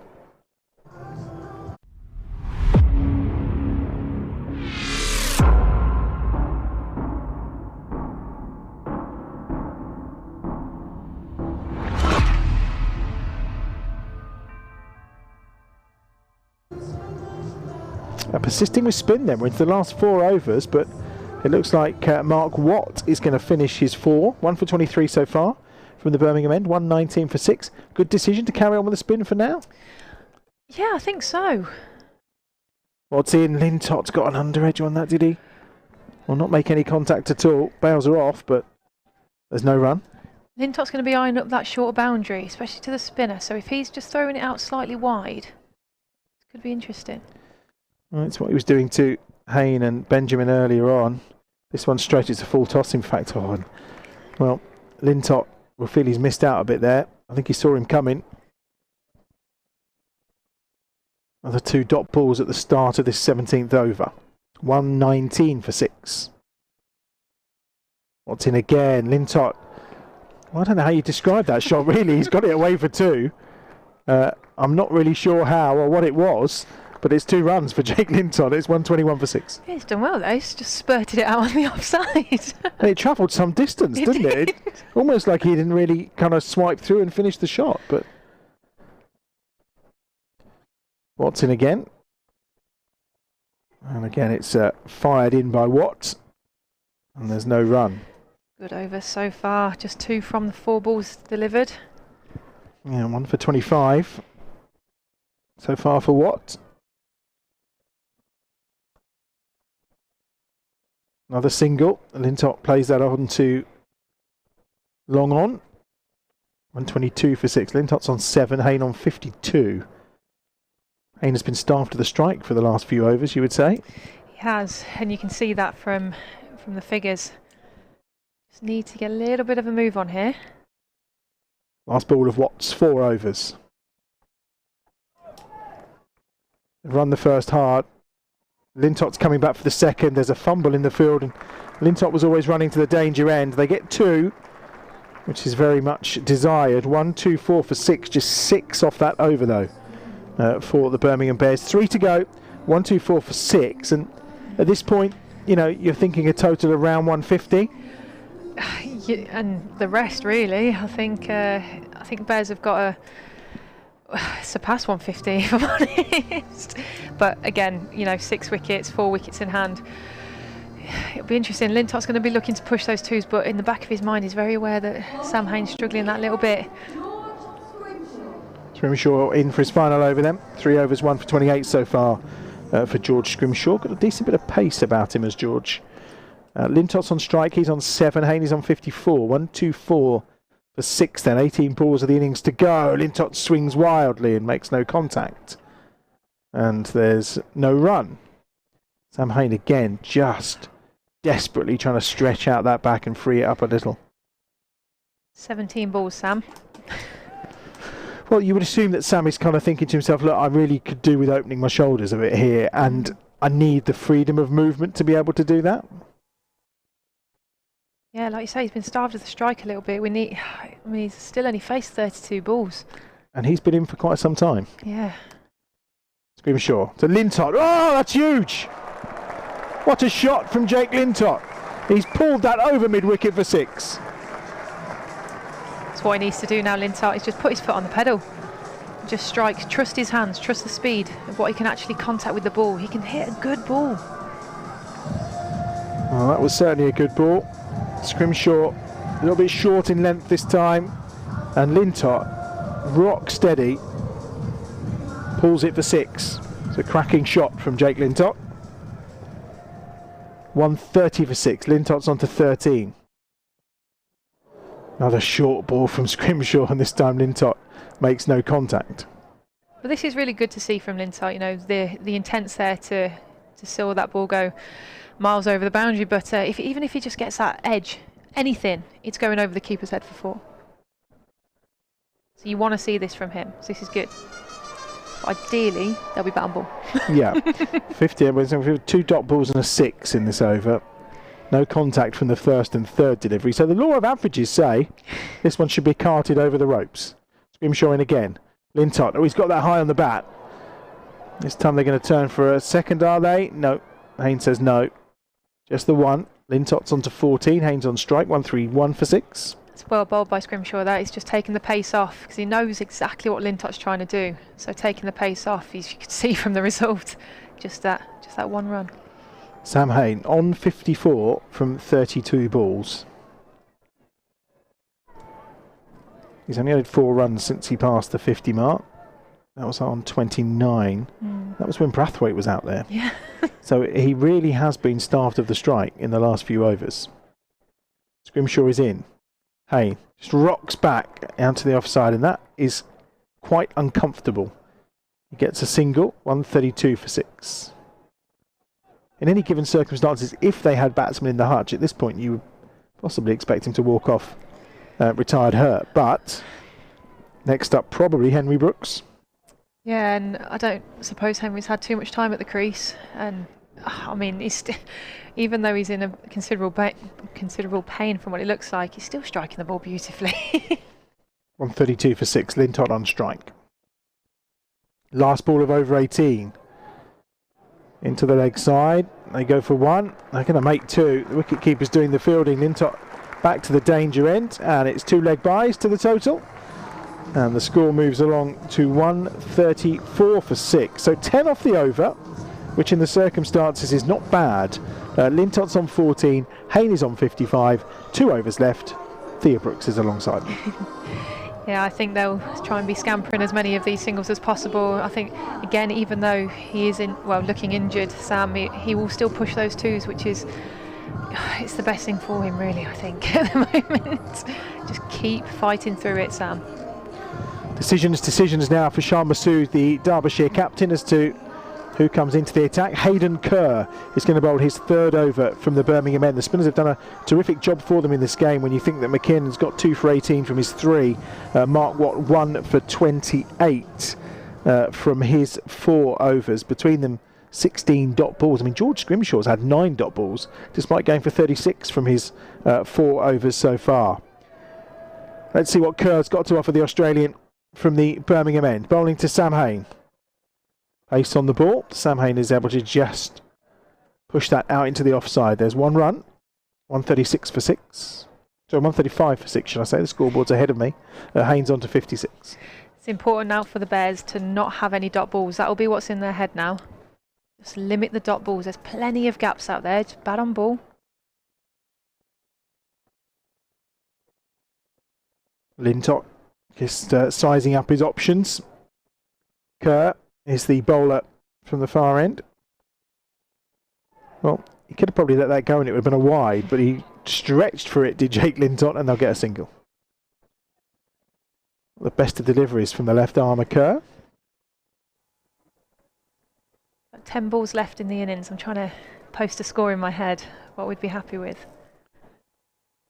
I reckon they're thinking 160, you know. Well, and you know, everyone talks about it, kind of 170, 180 feels like a par score here. There is a big boundary out there today. Going again, Hayne drilled down the ground. 2 fielders will converge and they'll stop it going for 4. It'll just be 2. And again, Lintott's 6 is all we've seen on the boundary count for quite some time. It is, and it'll be interesting. I'm thinking about when the Bears go out and field. With the loss of Danny Briggs, spinners seem to be quite handy today. Yeah, Paul Sterling may have a big role to play, despite only scoring 2 in the Bears innings before he was out, of course. Rob Yates was gone for 4 as well. Sam Hayne top scoring here, 58 not out at the moment. And on strike to Kerr. Full toss outside the off stump, and he's done really well there. Down on 1 knee, he's turned that backward a square for 4. I'm not sure going down on 1 knee was the best thing he could have done, because it seems to have caused him even more discomfort. But it's another boundary, and it's 142 for 6. No, I think he's done well there, Sam Hayne. Looked like that he just came across slightly. Just have a look at the replay. Yeah, he knew exactly where he wanted to put that, targeting that short boundary, past square leg. Don't think they've changed the field either. It's probably...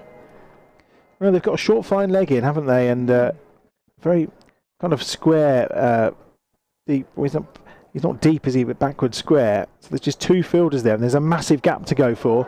This time he's swung outside half of the bat. Going to bounce away to the ropes for 4. No, not quite. Really good bit of fielding. Mopped up in the end by Scrimshaw after really good work from Mark Watt, but they'll get 2 more. And the score moves on to 144 for 6. 10 off the over so far. Another good over. He's good from Sam Hayne. He's on to 64 from 37 balls, should I say. Not quite his strike rate of the other night, but still mightily impressive from Sam Hayne as ever.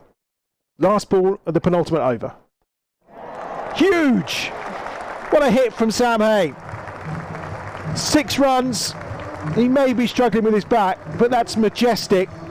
And it brings up the Bears 150 with 6 balls remaining. 150 for 6. Yeah, it's a fantastic strike from Samhain there again, looking to target the short boundary, which potentially could have done a little bit earlier in the innings and not taken it to the 19th, but we'll see. 6 balls left. This could be an exciting 6 balls for them.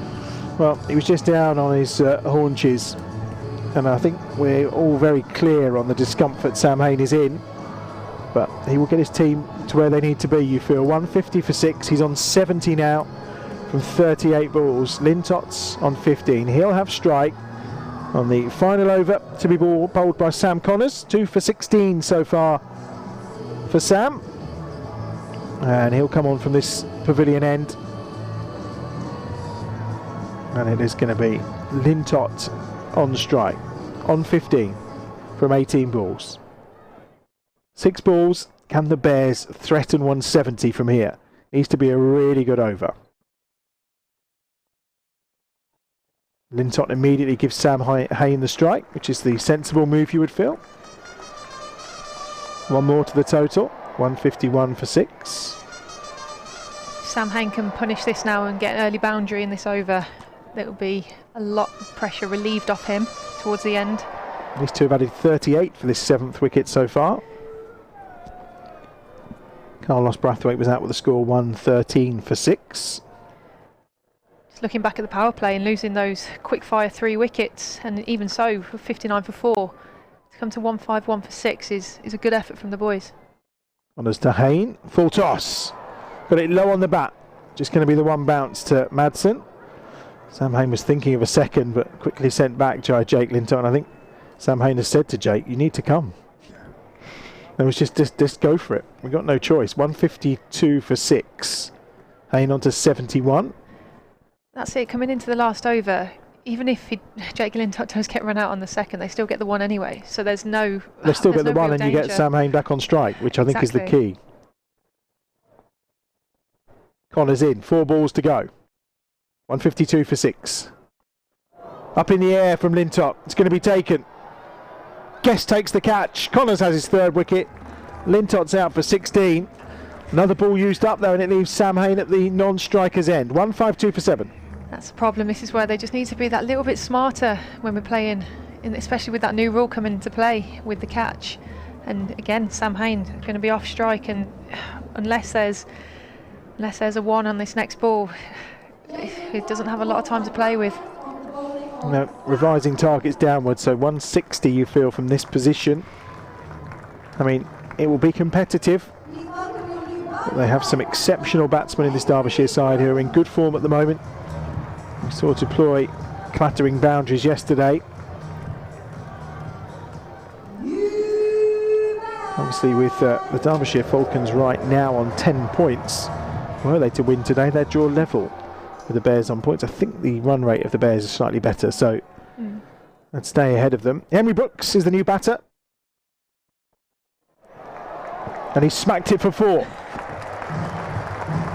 Great start from Henry Brooks. So much for the single then. Keep him on strike. Got good levers though, hasn't he, Henry Brooks? Well, the length of his arms, it's no great surprise. He's all limbs, isn't he, Henry, if we're honest? He is. What a start for him. 156 for 7 then, 2 balls remaining. 2 more of those would be fantastic. Hain on 71, Brooks on 4, Connors the bowler. Well fielded by Masood, but he gets Hain onto strike. Henry Brooks, that sounded like that came out the middle, that was nice. Yeah, it's a lovely strike. Good piece of fielding, diving down towards his left-hand side. 157 for 7, obviously Hain was 112 not out on Friday night. Looks like we're in for another red inker here. Final ball of the innings.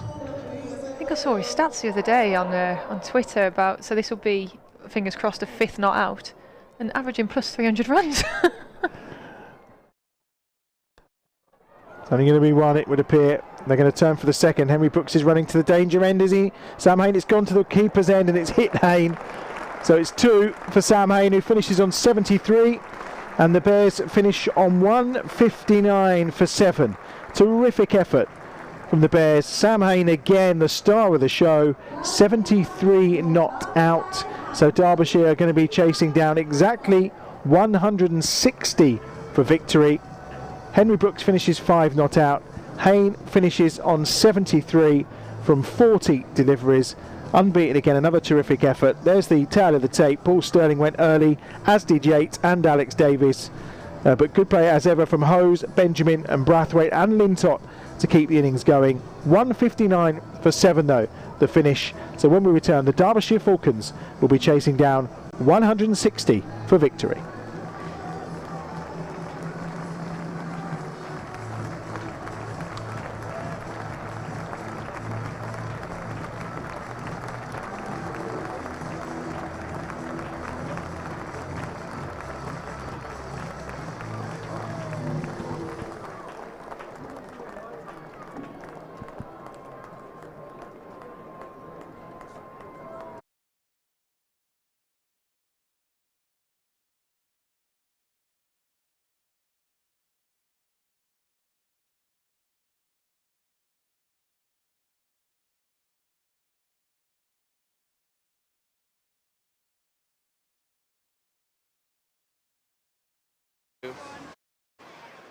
Here with Sam Hain, the man of the moment for the Birmingham Bears at the moment. Sam, looked like it was a hard work out there. First of all, how are you feeling? I saw you reaching for your back a few times. Yeah, I watched Top Gun last night, so a couple of hours in the cinema probably hasn't done me any good. But, you know, it's a score on the board. It's a good wicket, so we're going to have to bowl well. Yeah, happy with that score, 159 on the board. Do you think you should be able to defend it? We're going to give it a good crack. You know, it's a fresh wicket, it's a good wicket, so, you know, I back our bowlers to defend anything, but we'll see how we go.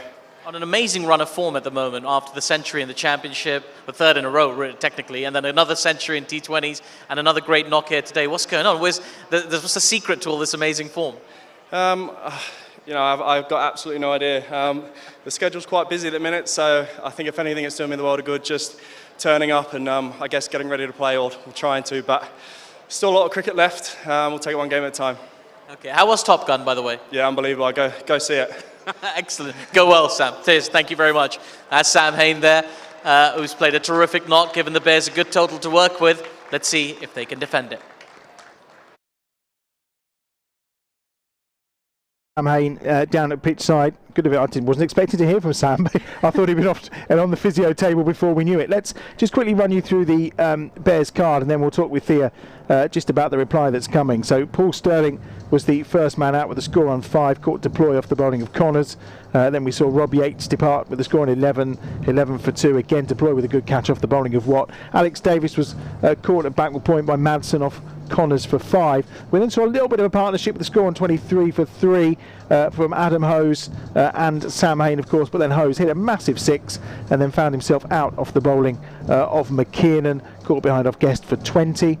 Chris Benjamin seemed to struggle today. He got 13, but again he was caught by Scrimshaw off McKiernan, and Brathwaite was bowled by McKiernan for 18. Jake Lintott added 16 before he was caught off the bowling of Connors. Henry Brooks 5 not out at the end, and Sam Hain 73 from 40 balls today, 7 fours and 1 6 in that innings, giving the Bears a total of 159 for 7.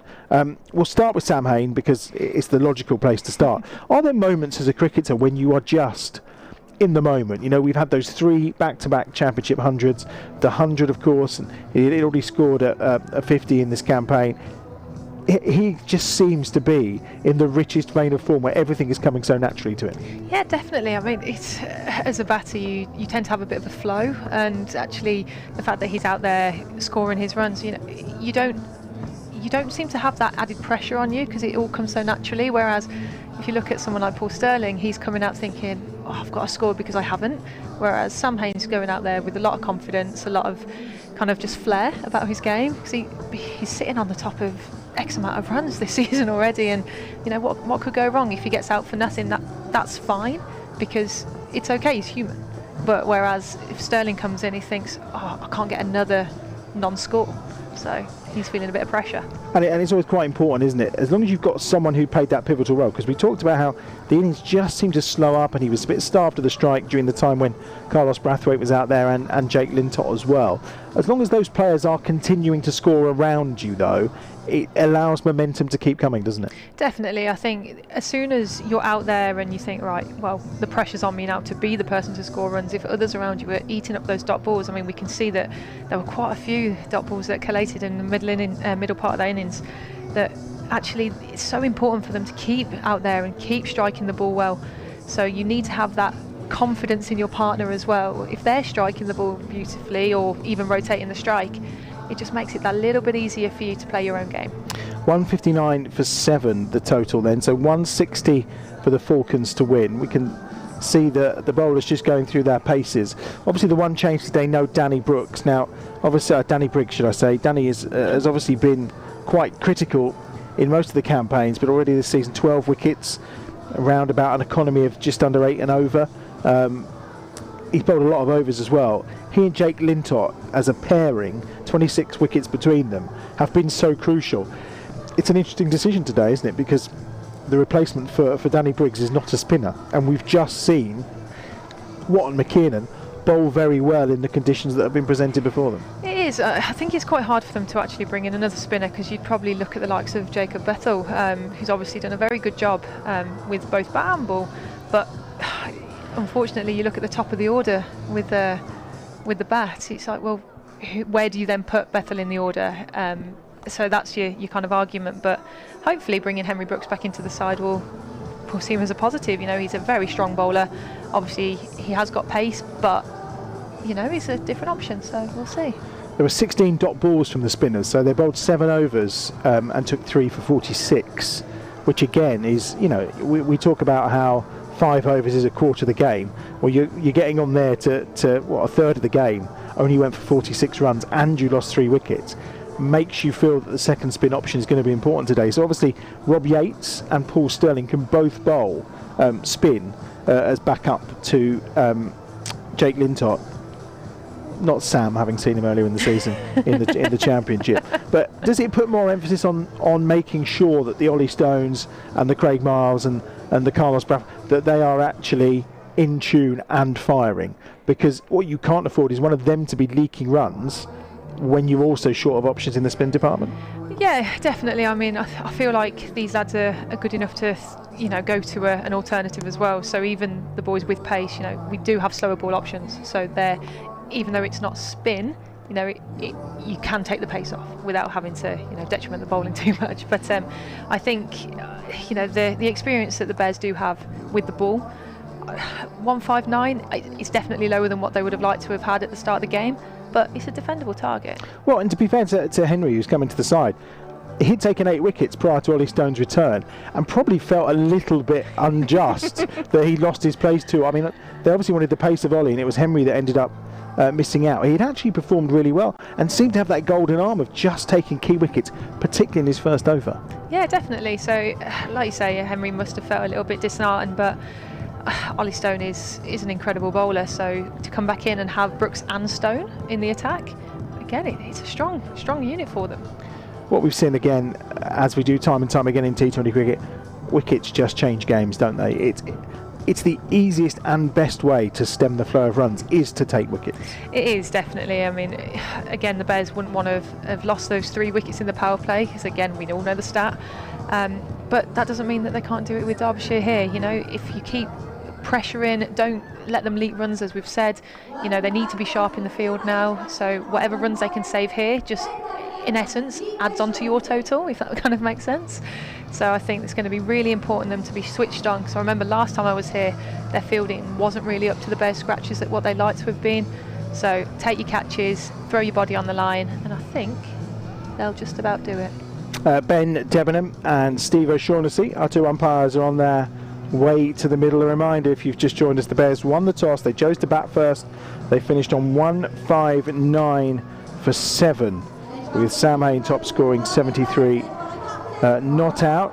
There's going to be obviously a change in the field, because I'm assuming that Sam Hain will not be coming out to field for the Bears. So Jacob Bethel is out there wearing the number 2 as the substitute fielder. Sam Hain will be off getting some treatment for that back that he felt, as we heard from Artif. And Louis Rees and Sean Masood will open the batting for the Derbyshire Falcons. Shah Masood, of course, the opening batter previously as well for Pakistan. He's got a terrific record in the short form of the game. His T20 international career is incredibly impressive, and he brings that quality to this Derbyshire side. He's made a massive difference to them in the Championship as well. Captain in the team too under Mickey Arthur. Ollie Stone looks like he's going to bowl the first over from the Birmingham end. Probably no great surprise. And we say opening the batting with Shah Masood is the 31-year-old Louis Rees from Taunton in Somerset, of course. Played for Lancashire previously as well. He was playing in the 100 last year as well for the London Spirit. See if these two can get Derbyshire Falcons off to a good start. But we'll be expecting some tight overs early on here from Ollie Stone from the Birmingham end. He's been bowling at some pace since his return from injury. And the big crowd here, well, the Bears are going to need every bit of that. We've got two slips in place, Rob Yates and Paul Sterling. So it's attacking field to start with here for Carlos Brathwaite and for Ollie Stone. The two fielders that are out are at third man, a very wide third man and deep square leg.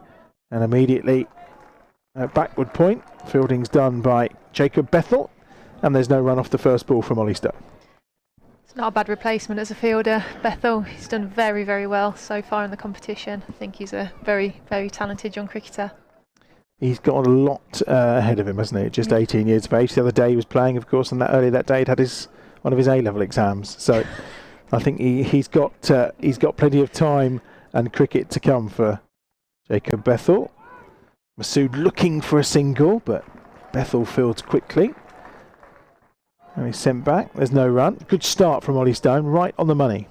See, as a teacher, it's great to hear that he's still in education, because I know a lot of students that go through to professional cricket is that they do drop out of school. So really, really good to hear that Bethel's still. What do you teach? So PE. Oh, obviously, as if. I have taught maths as well. Oh, have you? That's why I love my numbers. Well, I was going to say, I'm impressed at your ability to score and watch at the same time. It's not something I've managed to do, but then men and multitasking doesn't really happen, does it? Third ball at the first over then. No run scored as yet, and Masood just defends down a slightly short of a length ball from Ollie Stone and gives him a nod as well. Stone on the mark immediately here, and when you've scored only 159, and I say only 159 because we used to think of that as being a pretty decent score in T20 cricket, you know that first over you've got to be on your mark, don't you? Yeah, definitely. These first couple of overs will set the tone for either team here. So, I mean, Stoney's had a fantastic start to begin with, 3 dot balls. Let's make it a fourth. Turned away off the legs by Masood, more off his hip actually because it was so short. Just the one. Masood wanted a second, but no interest from his fellow batter. 159 more required then. They're off the mark. 2 balls left in the first over. Good over so far from Ollie Stone. 2 left-handers here as well. One of the slips has gone. Ring has been reinforced on the offside. Maybe that was always the plan for Carlos Brathwaite, and now they have dropped fine leg down to the boundary. Third man coming into the ring. Stone short.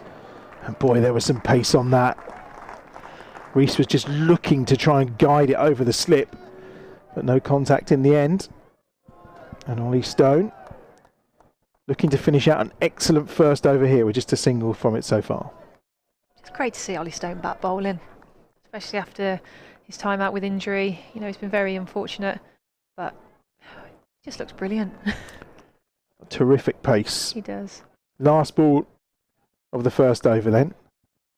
Again, it's outside the off stump, and it's cut away to backward point where Bethel fields just 1 off the over. Excellent start from Ollie Stone. Excellent start for the Bears. The Derbyshire Falcons are 1 without loss. It's a near perfect start for the Bears. No, they only got 3 off their first over, but we're ahead of the game already after over 1. There's going to be pace from both ends then. Henry Brooks has got the new ball in hand from the pavilion end.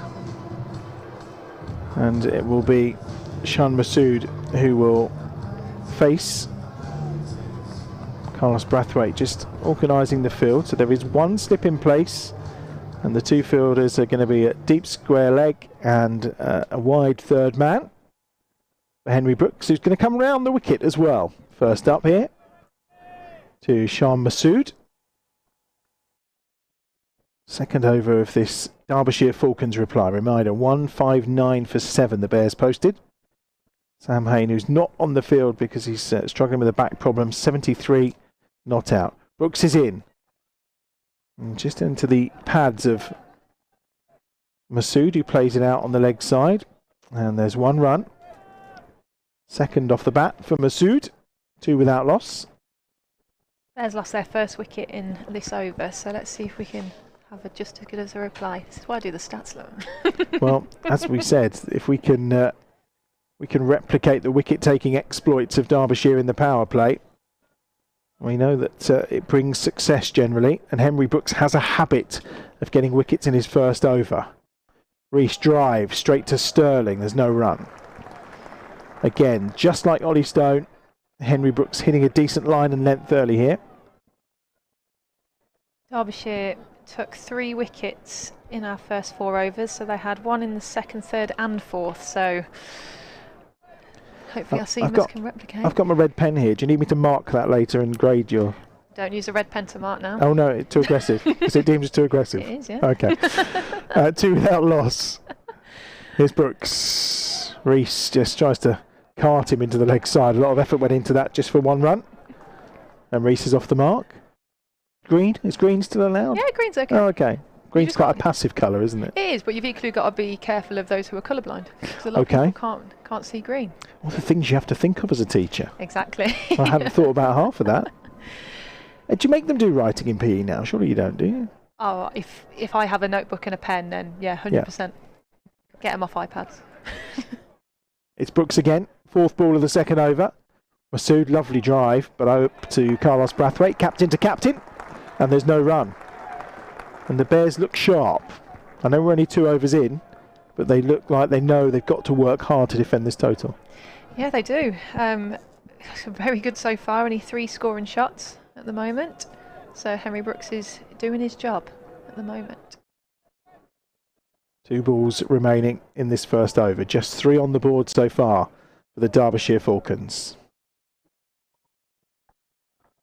It's pulled away into the gap. It's going to be 4. There is a huge gap. You can't afford to bowl short to the left-hander from this end on this wicket. Plenty of room on the leg side there for Masood, who gets the Falcons' first boundary. And just relieve that little bit of pressure for Derbyshire. It's always good to get an early boundary. But as you said, bowled it way too short there, Brooks. I don't even think he hit that as cleanly as he would have liked to have done, and it still raced away to the boundary. It was a fielder at deep square leg, but had no chance of cutting that off.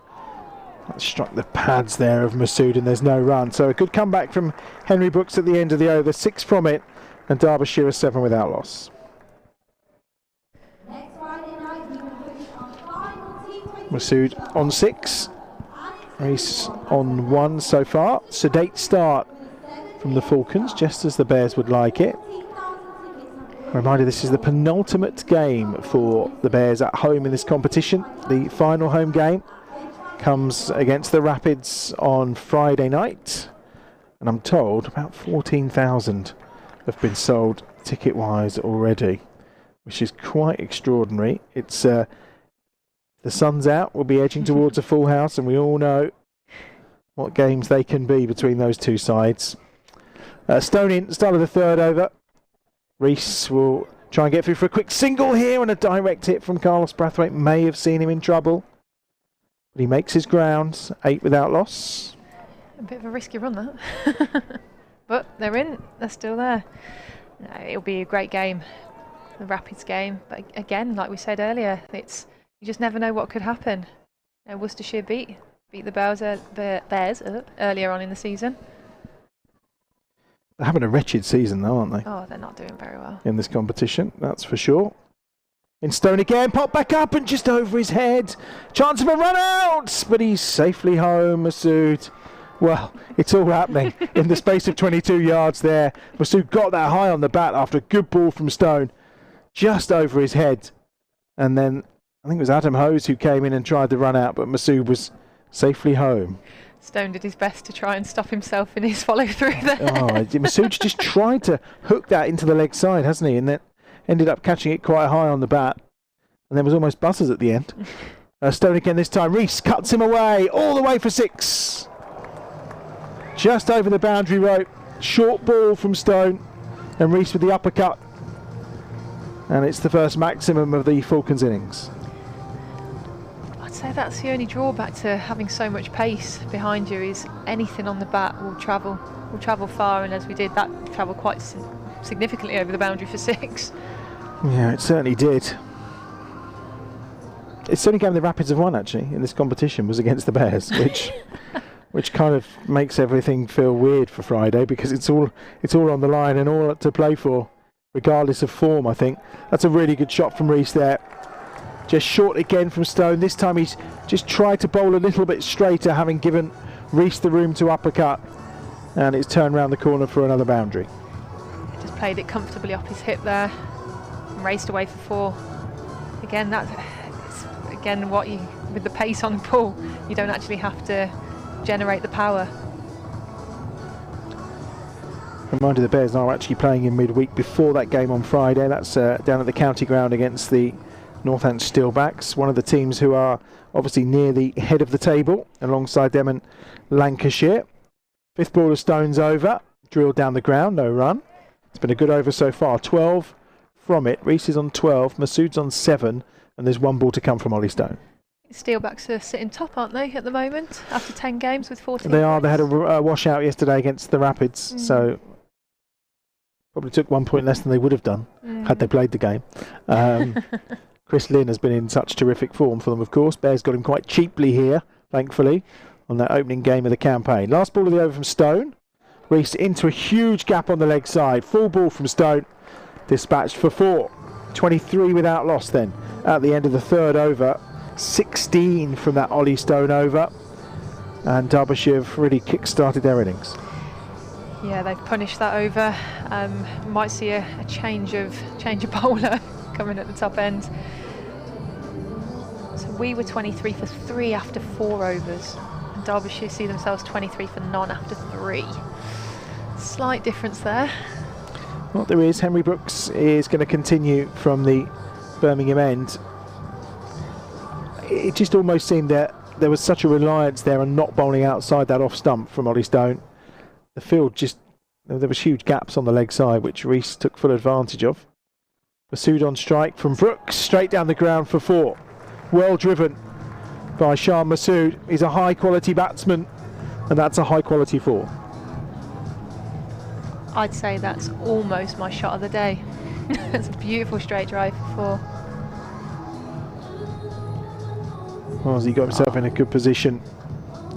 Weight going forward. That's the importance of playing straight down the ground and just keep your shape. He didn't bother to move, did he? There was no chance that Adam Hose was going to cut that off. Just beautifully timed.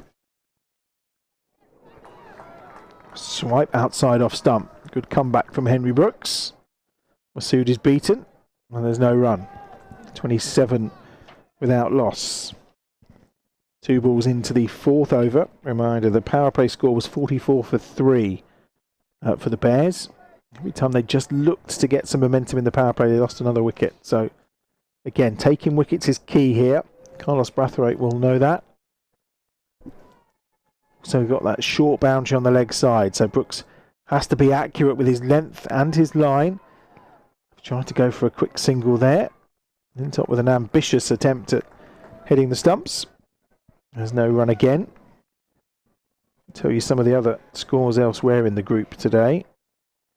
Of course, we're getting to that stage where you do start to look at the other scores and the bearing that they have on your standing in the competition. The Outlaws 179 for 7 up at Stanley Park against Lancashire, who of course are in 2nd place in the group. Lightning in response 31 for 1 in the 4th over. That's tucked away by Masood again for a single. 28 for no wicket. Elsewhere, of course, in this group, the Leicestershire Foxes, 157 for 9 in response to the Durham. Are they still the Dynamos? I think they are the Dynamos, aren't they? The Durham. They're 17 for 1 as things stand in the rest of the games going on in the Northern Group this afternoon. 2 balls left in the 4th over, 28 without loss. Brooks this time bowling to Rees, who's going well on 16 from 9 deliveries. Oh, I mean, that's effortless. It's not far to reach that boundary, but Rees has just pulled himself across, got his front foot out the way, and has delivered an effortless 6. Yeah, he's clipped that away beautifully through the leg side. I'm still waiting for a crowd catch. I've not seen one of those for a long time. Well, it was well struck. There's a few empty seats over there in the family stand. Not too many. It's a good crowd in today. And now the think tank of Brooks and Brathwaite will gather together. Just checking the ball, I think. It's lovely to see so many families here celebrating Father's Day. Best say Happy Father's Day to my father. I was going to say, yeah, it's the best day out. What more could a dad want, really? Last ball of Henry Brooks' second over, the 4th of the innings, slower ball. I'll just get a single. 4 overs gone. 35 without loss as things stand for the Derbyshire Falcons. They're going well at the moment. Just having a look through my stats. So it took us to 4 overs to hit our first boundary, which we'd hit 2. And Derbyshire have currently hit 1, 2, 3, 4, 5, 6 boundaries in their 4 overs. Well, they've taken 28 off the last 2 overs. So this is where we see the introduction of spin, and it's going to be Paul Sterling, and probably calculated on the basis that with the left-handers in, the shorter boundaries in on the offside. So I think this is quite crucial as well as to where these fielders are placed by Carlos Brathwaite and Paul Sterling. Big gaps on the leg side were able to be exploited in Ollie Stone's last over. And now the setting of the field with Sterling coming on to bowl. Not seen too much from him with the ball for the Birmingham Bears so far this season. But we know he's bowled on the international stage. He's bowled at World Cups. It's crucial to get someone turning the ball away from the left-hander here, especially when Rees is sitting quite comfortably on 23 off 11. And here's Rees on strike to Sterling. That's short on the leg side. It's swept away for 4. Well, we say it's a big boundary on the leg side, but a ball in that area is always going to be dealt with by Rees, who moves on to 27 from 12 deliveries. And the Falcons are on to 39 without loss. Well, Sterling will hopefully look to try and target the pads, so target Midland leg in this position, because it's going to be quite hard to hit over extra coming in round the wicket into the batter. Immediately brings a change in field. Carlos Brathwaite has come across from what was mid-on to mid-off, and now we've got a long on instead. Rees again goes down the ground. He'll get the single. Just manipulating the gap that's been made for him. Scores on to 40. It's a better line from Sterling, though. So, protecting the short boundary on the offside. There are 5 men in the ring. The 2 fielders that are out, both on the leg side, deep backward square, and a long on. And there's a fine leg in the circle, and a short mid-wicket as well. As Sterling bowls to Masood, straight to Brathwaite. They'll take the single. 41 for no wicket. It's a good start the first 2 overs from the Bears, but it's been a bit ragged since then in terms of conceding the runs. It has, unfortunately. Sterling again to Rees. Just fires that one in. Carlos Brathwaite again going for the stumps. This is a difference as well in time, where even though Brathwaite's still in the circle, he's in the ring. There's a 1 to him every time. That's 2 in 2. Sterling with 7 off his first 4 balls. Irish international, of course. Fired into the pads. 1 more to the total.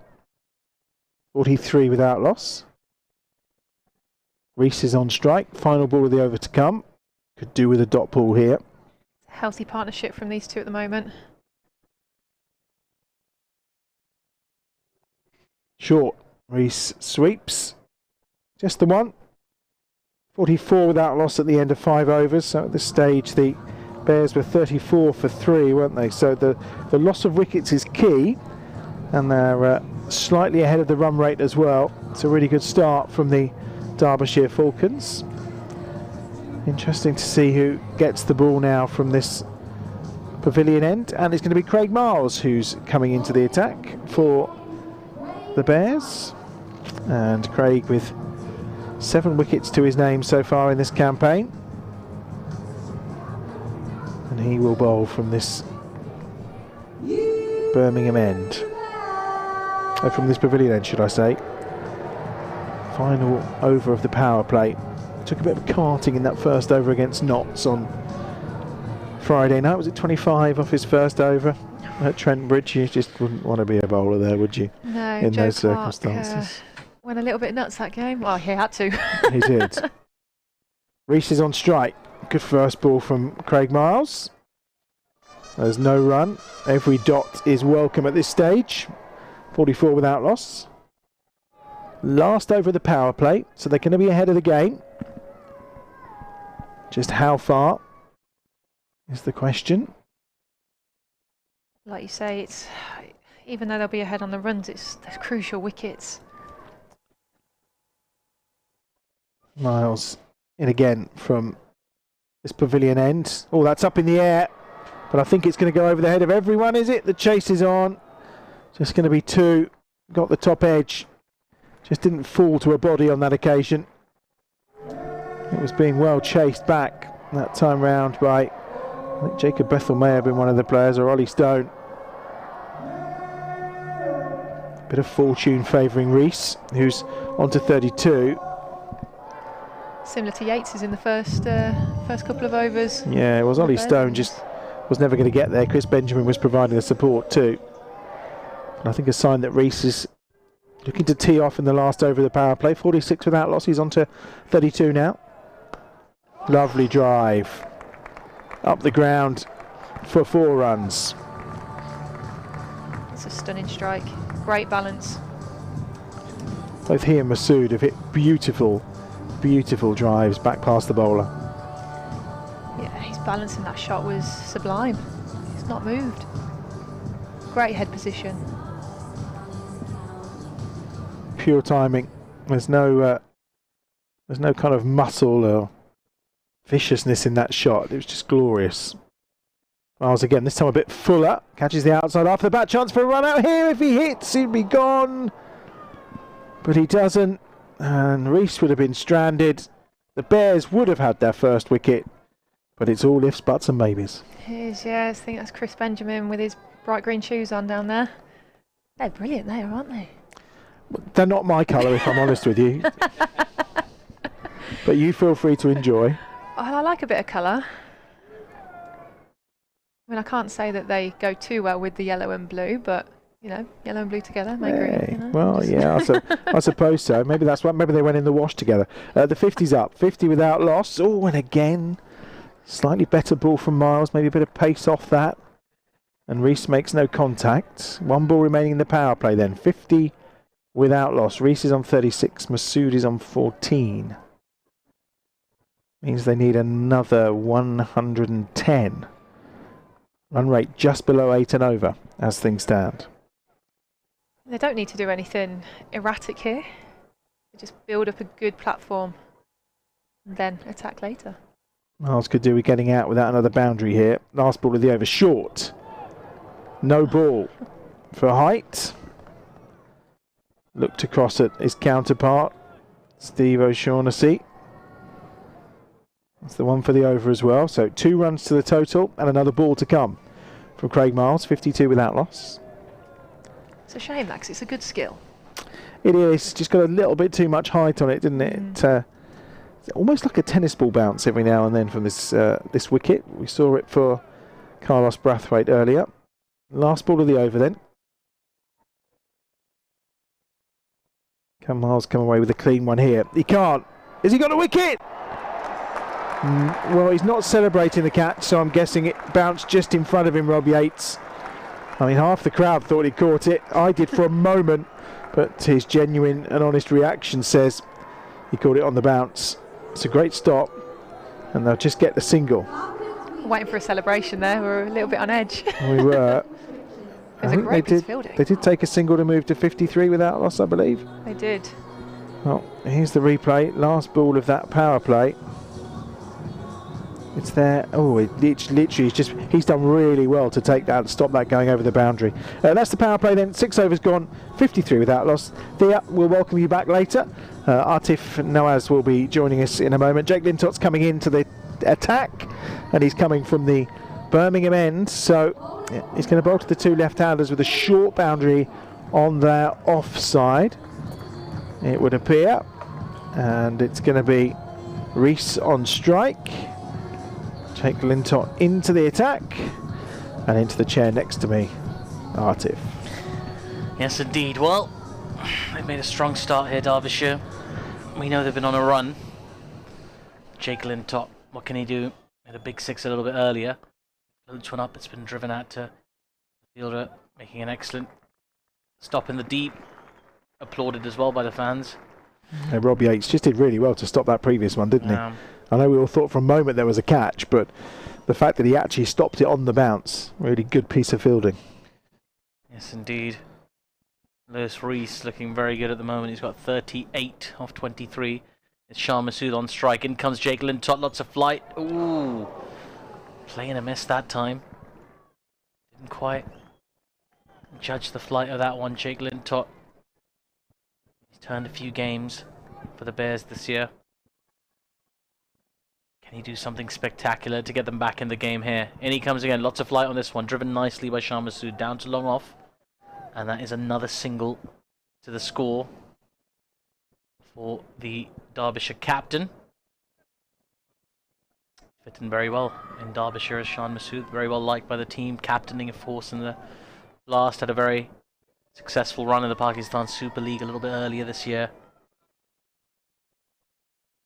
As in comes Lintott now to Rees, who pushes just wide of the fielder at point. Oh, there's going to be a run out here. Oh, no, wait, there should be. Well, it wasn't a great throw from point. Luckily, the backup was awake, and the batter had gone a long way down, and Rees has gone. They were batting really well, and that was a heck of a case of miscommunication between Massoud and Rees. Rees was a long way down. Massoud hadn't moved from the crease at the non-striker's end. And even though the throw at point was lobbed over the keeper, luckily the fielder at backward square leg was awake to the situation. Here we see Massoud. Oh, it's got to be said, he's sort of sold Rees down the river there a little bit. And a very easy bit of work from Davis behind the stumps. And the first wicket falls. Carlos Brathwaite was, I mean, he put his head on his hands as if to say, I can't believe we almost messed that up.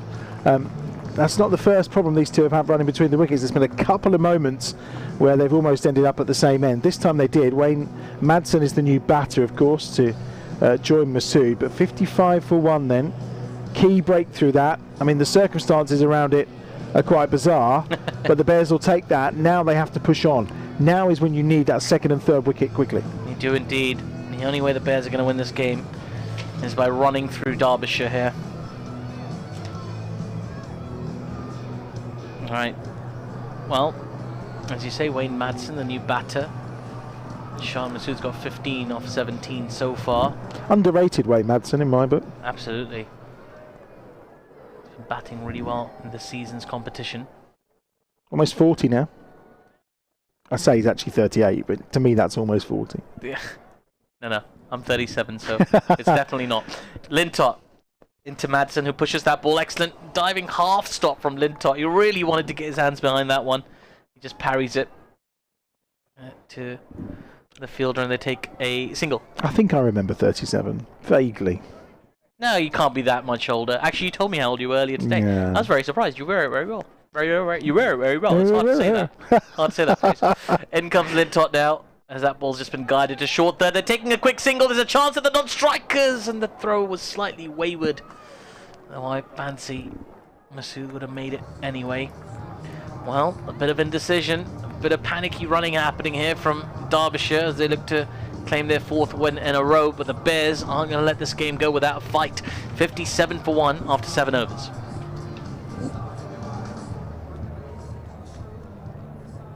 Bowling for the Birmingham Bears, Carlos Brathwaite.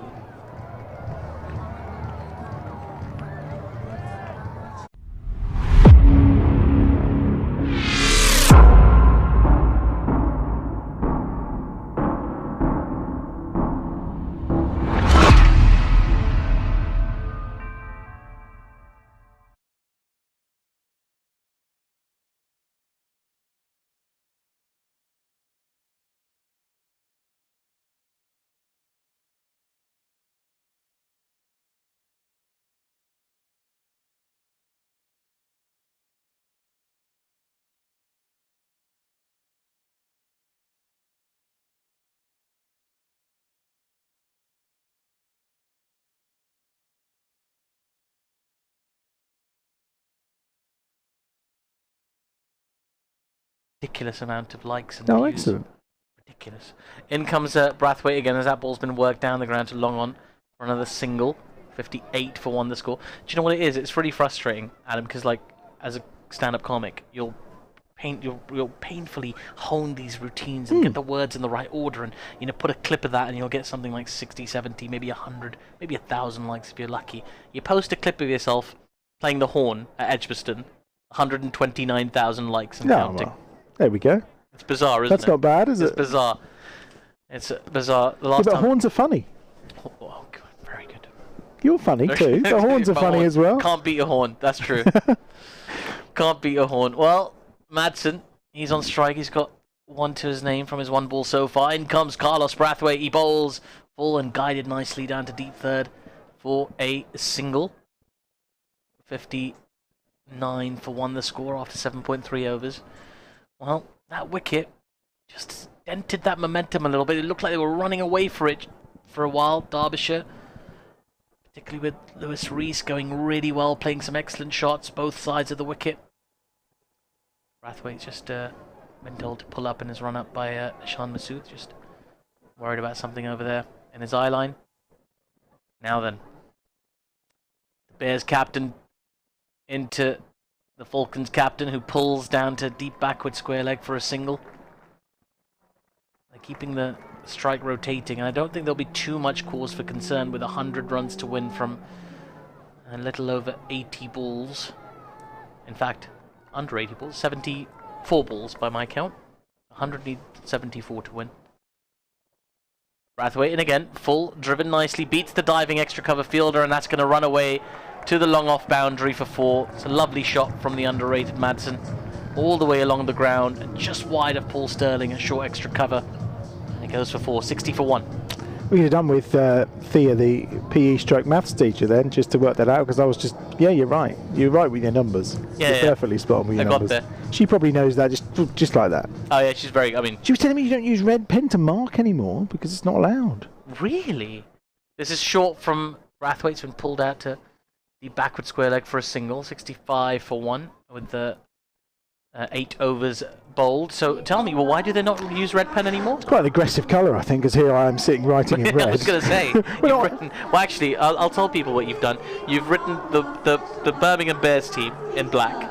No issues there, all in black, but the Derbyshire team in that aggressive red. I think she borrowed my black pen and I've not seen it again. I don't know what I did with it, actually, now that I think about it. I think Thea's stolen it. Because Thea's stolen it. She's left her Capri Sun pen behind. Well, there's a throwback pen. I wonder how many she had to drink to get this pen. Well, she was writing in a Capri Sun book, you see, but she was scoring the whole game. And I was just like, would you like me to grade your scoring like a teacher? But she was, no, you can't do it red. That's not allowed. It's just fascinating, getting an insight into the world of Thea Brooks. Well, exactly. Now then, Lintott to continue. Lots of flight, too much flight. It's a full toss has been smashed into the Selco family stand for 6 by Wayne Madsen. He's not hanging about, picking up where Lewis Rees left off. 71 now for 1. Yeah, not Jake Lintott's finest delivery, that. Just has a word with himself as he gets back to his mark for the second ball of this over. Lintott in again. This is full and swept in almost identical fashion. Not as far, but far enough. Onto that hover cover, and it bounces once more into the Selco family stand for another maximum. Madsen and Lintott, he's just got to be careful. You understand he's trying to give the ball flight, induce the mistake. Going a little bit too full into that low full toss territory. Danger of bowling Lintott from that far end with that short boundary to the right-hander, isn't there? Lintott in again. This time he pushes the ball wide, and it's too wide outside off, and that's going to be given a wide. We saw a similar tactic a little bit earlier on from Watt when he was bowling, but he didn't push it outside the tram line too much. And Watt was firing them in, wasn't he, from that end to the right-handers? Lintott a bit quicker outside off. There you go. He's fired that one in, and he beats that attempted sweep shot from Madsen through to the keeper. He moved a long way across his stumps as well to try and play the pull shot, and was unsuccessful on that occasion. In comes Lintott again. Lots of flight, driven beautifully straight down the ground to long off, and I'll take another single. For the time being, at least, Lintott will be pleased to see the back of Wayne Madsen. And Sean Masood playing a more sort of conventional anchor role at the moment. 18 off 21. They need wickets. They need wickets quickly, I would say. They do indeed. Jake Lintott just furiously tossing the ball from one hand to the other. And he comes to Sean. Lots of flight, driven off a thick inside edge down to long on. The fielder was slightly slow off the mark, I have to say, as the batters make it back for what shouldn't have been as easy a two as it was. 81 for 1. The ball never even got out of the circle, though, did it? It wasn't, I'm not going to say anyone could have got there any quicker, but he didn't really time it. The fact it never left the circle, and that's quite a run-in from the long-on boundary. Lintott in again. This is short. It's been flicked away to mid-wicket. And that will just be a single.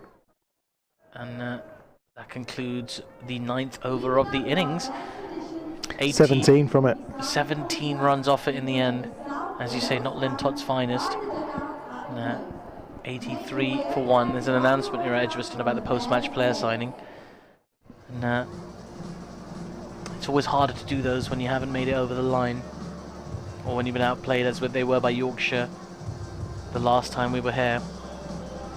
So Masood here, look, 21 off 23, just playing that anchor role, just steadily ticking things over. He's allowing the likes of Rees and Madsen to do the big hitting and take the chances. Yeah. Good captain's role. It is indeed. Brathwaite to continue. And he comes, fires a full and quick delivery in, which Masood is unable to make any contact with, through to the keeper, no run. Knowing full well that at any point Masood can put his foot on the accelerator and do it very well, can't he? He can. I think when he's got the dearth of all these big hitters around him, and Madsen's just come in, he's got 20 off 8 deliveries, he doesn't have to do anything too silly. He might as well hang about, push the strike around. As in comes Brathwaite again. This is short. It's been pulled by Sean Masood down to the fine leg boundary. That's going to run away for 4. It's a very short boundary that side. You can't afford to drift onto the pads, certainly not at that length. And it's another easy boundary for the Derbyshire Falcons. 86 for 1. You can't bowl short to a left-hander at that end with that boundary on the leg side. No. I mean, what's that? Middle and leg, the direction of that ball, and short. Just, it's bread and butter to Sean Masood. In comes Brathwaite again, this time driven to extra cover. There's a shot at the non-striker's end from Paul Sterling. He really hurled that ball at the stumps of the non-striker's end. Didn't make any contact. Lucky for him, there was backup. Again, that short boundary, this is the thing. I mean, had that backup not had the presence of mind, that would go for 4 overthrows. Buzzers. Buzzers.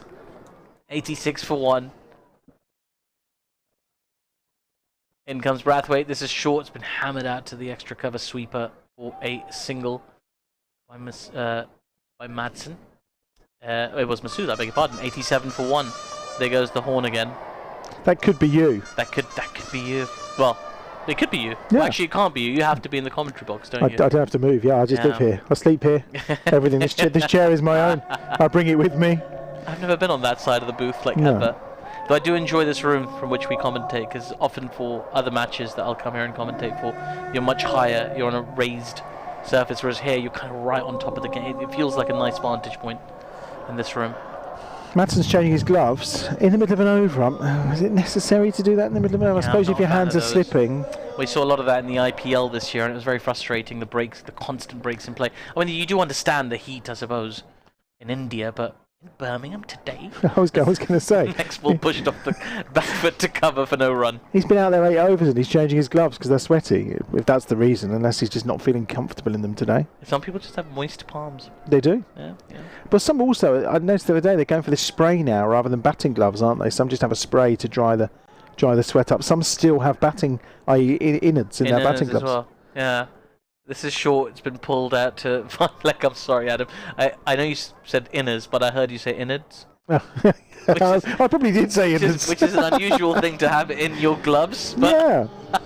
You've got them somewhere on you. But handling innards, certainly wear some gloves. Absolutely. Well, 10 overs gone in this Derbyshire innings. 88-1 as La Bamba plays around Edgbaston. And it has to be said, the Bears fans not in the most festive of moods at the moment, because right now the Derbyshire Falcons are running away with it. 74 for 4 the Bears were at this stage, so the Falcons 14 ahead. They've lost 3 less wickets, so they are absolutely in pole position. And wickets is the order of the day. We know that wickets dry up run rates, we know that wickets create pressure, and they pull you back into games. And the Bears need some, and they need some quickly. They do, they certainly do. I mean, 72 off 60 balls. This is a cakewalk in T20 cricket, isn't it? It should be. But we've seen stranger things happen. Stay tuned. Craig Miles now into Madsen. He bowls, falls, been driven beautifully through the covers. That's running away towards the extra cover boundary. Diving effort in the deep is in vain. It goes for 4.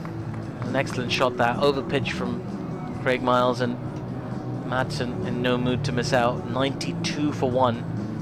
And Derbyshire, it looks as though cruising at the moment. Has to be said. Yeah, it's a lovely shot from Wayne Madsen. I mean, looking at the field, bearing in mind we've got the leg side that needs protecting because it's a short boundary, I would have thought maybe another fielder on the covers on the offside was the order of the day, because that's where Miles has got to bowl the ball, really. The next ball's been played to mid-wicket for a single. Yeah, I mean, you'd think so. As long as if you can back your bowler to stick to that line, then you can, as a captain, over-index on one side of the field. I mean, we saw it happen earlier when Watt was bowling, defending the short boundary. He constantly pushed everything wide, pushing that wide tram line as much as he could, as much as he legally could, and to great effect, because I mean, everybody tried to go across the line, couldn't get it any further than mid-on at the most. Maybe we're missing a trick here. The Bears. Well, there's plenty of fielders in the offside for the left-handed Shan Masood. Of course, that short boundary becomes his covers. So in comes Craig Miles again. This is fast and full. Masood plays that to mid-off and runs through for a quick single. There's a shy at the non-striker's end. I think he may have been home. He put the dive in just to be safe. I don't think I've seen an innings where there have been so many shies at the stumps and no one's hit them as yet. Yeah, it's a bit frustrating, isn't it? 5 or 6 so far in this innings alone? At least in this innings. There were several in the Bears innings as well. Now then, 94-1, 10.3 overs gone, and the ball is in Craig Miles' hand. And he comes to Wayne Madsen. He bowls a very good length. It's been defended by Madsen. Back to the bowler for no run. Oh, just checking the umpire. No, I thought for a second he held out his arm for overstretching, but no, that was fine. Umpire should always stand with folded arms, I believe. Stops any confusion, doesn't it? Yeah. Any twitching. Potential reading of what they've done. Well, club cricket, as all fair is, the umpire scratching their nose just as there's been an LBW shout. That's the worst one. Oh. Now then, Craig Miles into Madsen again. This is shorter outside the off stump. It's been cut beautifully wide of the fielder at backward point, and it runs away for 4. Well, there's very little margin for error when you're bowling to Wayne Madsen in this form. He's raced on to 30 or 14 deliveries, and the Derbyshire Falcons on 98 now. Too much room. Yeah. I mean, Craig Miles is bowling to where he needs to bowl it to. He's got to keep it away from being short and direct and too straight on middle and leg. So therefore he's bowling it outside the off stump, but Madsen is so dangerous with that kind of width. And that field has gone deep in a deeper third position as that ball's been flicked fine. An excellent tumbling stop by Paul Sterling, a short fine leg inside the circle, and it results in just the single. Madsen will keep the strike. 11 overs gone in this Derbyshire Falcons innings. They are 99-1 chasing a total of target of 160. 61 to win of 54 balls with 9 wickets in hand. Doesn't look great for the Bears at the moment. Well, there you have Carlos Brathwaite's problem, because having then just pushed Henry Brooks back to the ropes at third man, the next ball from Miles was on the pads, and Sterling, who had come up from fine leg inside the circle, had to make a diving stop to prevent another boundary. So again, you know, you feel a little bit for the captain if the bowlers can't quite bowl to the plan, but they've got the benefit at the minute of having a right and left-hander as well at the crease, which obviously is working wonders. It is, it's working wonders for Derbyshire. As in comes Ollie Stone again now, as that ball's been driven to mid-off, and they thought about a single. They realised it went straight to the hands of Carlos Brathwaite. They opt not to take it. It's so good to see Ollie Stone back out for the Bears. He's been playing a few games in the Blast so far this season. Good way to get your fitness up, isn't it? He's got the 100 coming up as well, hasn't he? Yeah, it's just great to see him back in action. Had to sit out a long time, did Ollie Stone. And he comes again. This is short, and oh my word! I think that came off the helmet or the shoulder of Wayne Madsen, and it flew, pinged off it. The fielder at deep third had to run around behind the keeper to pick that one up. It's been signalled leg byes by the umpire, but hopefully we'll take another look at that. That ball shot off the surface from Ollie Stone. Some ball from Ollie Stone, isn't it? I don't think we have a speed gun here today, or certainly it's not operational today. Let's have another look at this. But that looked quick and dangerous. In comes Ollie Stone. Bang! Is that off the helmet? It is. So they're having a concussion check as we speak. And Ollie Stone, the good lad that he is, immediately apologises. Just checks on the batter that he's all right. And Wayne Madsen says he's fine. He's having a concussion check right now. I'm sure he'll be okay. He's brought the 100 up. He followed him with a short ball there. And it was some delivery from Ollie Stone. He and Carlos Brathwaite deep in conversation. He's bowling very quick since his return from injury. So Wayne Madsen just being checked out. A chance for Shah Massoud as well to grab a drink too. Elsewhere in the North Group this afternoon, as if there's lots of games going on, the Outlaws posted 179 for 7 up at Lancashire, playing at Stanley Park. Oh, lovely. Do you know why they're playing at Stanley Park? Why is that? Because on Thursday night I was at Old Trafford, Emirates Old Trafford, watching Harry Styles. So they clearly, there were feather boas everywhere, and as you were leaving Old Trafford, walking across the hallowed turf, as I was, all you could see everywhere were these bits of feather boas. So it may take a while for them to clear up Old Trafford before they're playing cricket there again. Outstanding. Was it good? It was fantastic, yeah. Good to know. I'll show you a picture in a second. Lightning at 126 for 2 in reply to that 179 for 7 up at Stanley Park. The other game going on in this group as well, Durham are 71 for 5, chasing down the Leicestershire Foxes 157 for 9 as things stand. 71 for 5. That sounds good, doesn't it? We got 100 for 1 here at Edgbaston from the Derbyshire Falcons as they attempt to chase down the 160 they need to win this game to make it their 4th in a row. Ollie Stone now in to Madsen, who flicks this ball away. It was Massoud, I beg your pardon, who flicks this ball away to mid-wicket for a single.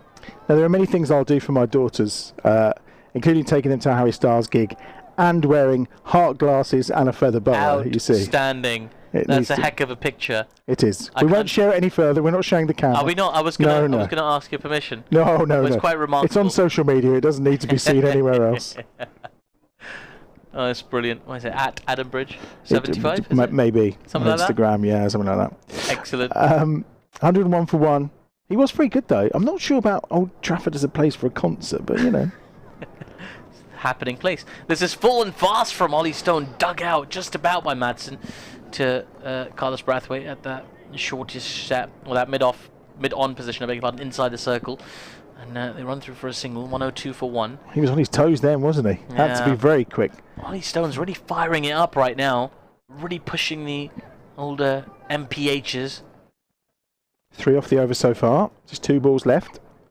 It's the kind of over the Bears need right now, just to apply a little bit of a squeeze on this well-set Derbyshire pair. Ollie Stone in again. This is the low full toss. Has been driven nicely by Massoud out to deep extra cover. They'll take a single. Yeah, Stone will have one more delivery at Madsen here.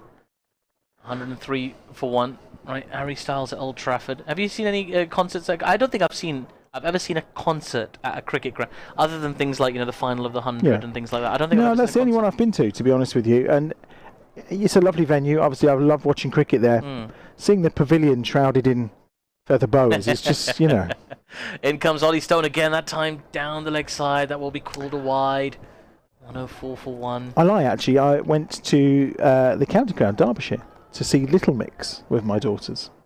Wow, you've seen all the sort of girl bands and boy bands and things. When now, you have daughters, my friend, this is. And obviously people say to me, yeah, but Harry Styles was really good. Ed was good the other week, but Little Mix at Derby were very good as well. Ed Sheeran, yeah, the Etihad. The Ed, okay. Yeah, the Ed. That was at the Etihad as well. It was, all yeah. these sports stadiums.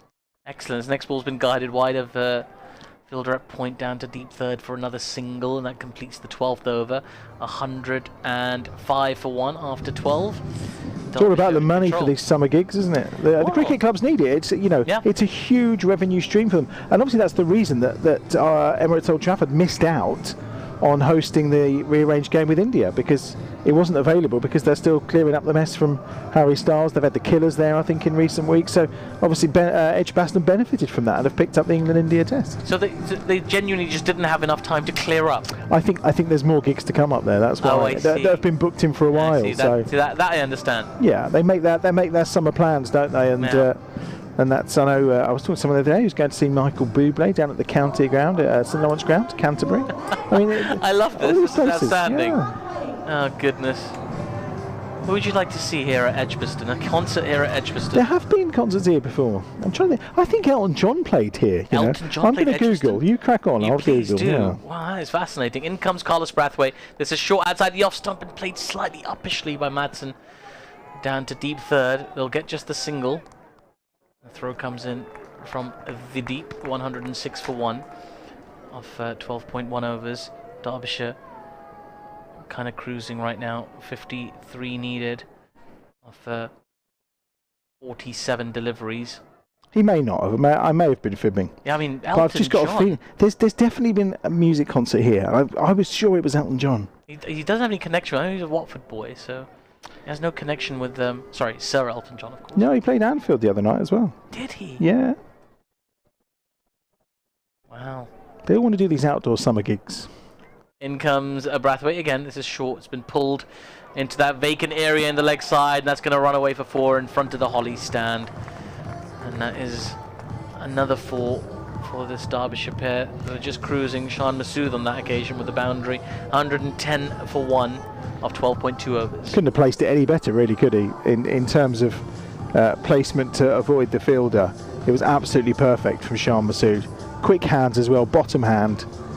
And I mean, here's an example of a man who he's cruising along. 33 off 31 balls. He's providing the platform at one end, and he's allowing the other batsman to just tee off. Madsen in this case, obviously Rees before that, who was out for 38. I mean, it's clever from the Derbyshire captain. It is indeed. And Brathwaite into Masood, who just makes a little bit of room as Brathwaite follows him with that ball. It's been pulled out to deep backward square leg for a single. You'll know better than me. Is Masood's international career done and dusted now for Pakistan? I wouldn't say it's done and dusted. In fact, I mean, there's calls for him to be brought into one of the limited overs sides. I think he's got a better chance in the test side at the moment. It's just a case of oh, sorry, the umpire's got his arm out. No, he's just holding back the bowler, isn't he? Confusing. I'll tell you more about his test prospects in a second. As in comes Brathwaite. That's driven nicely by Madsen, but there's a shy back at Madsen from Brathwaite. He was in his crease. It was one of those like aggressive throwbacks. He did apologise immediately. Madsen was not happy, and now the umpire's having a little word with Carlos Brathwaite. Well, this is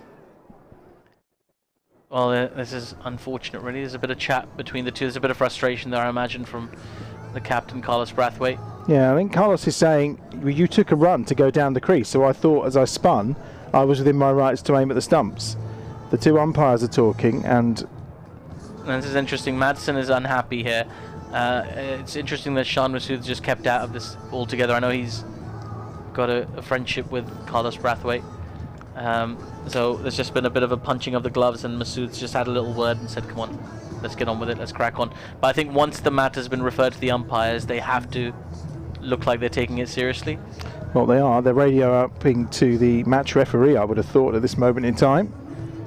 Carlos Brathwaite is arguing with Wayne Madsen about the rationale behind it. He's certainly pleading his case to umpire Steve O'Shaughnessy.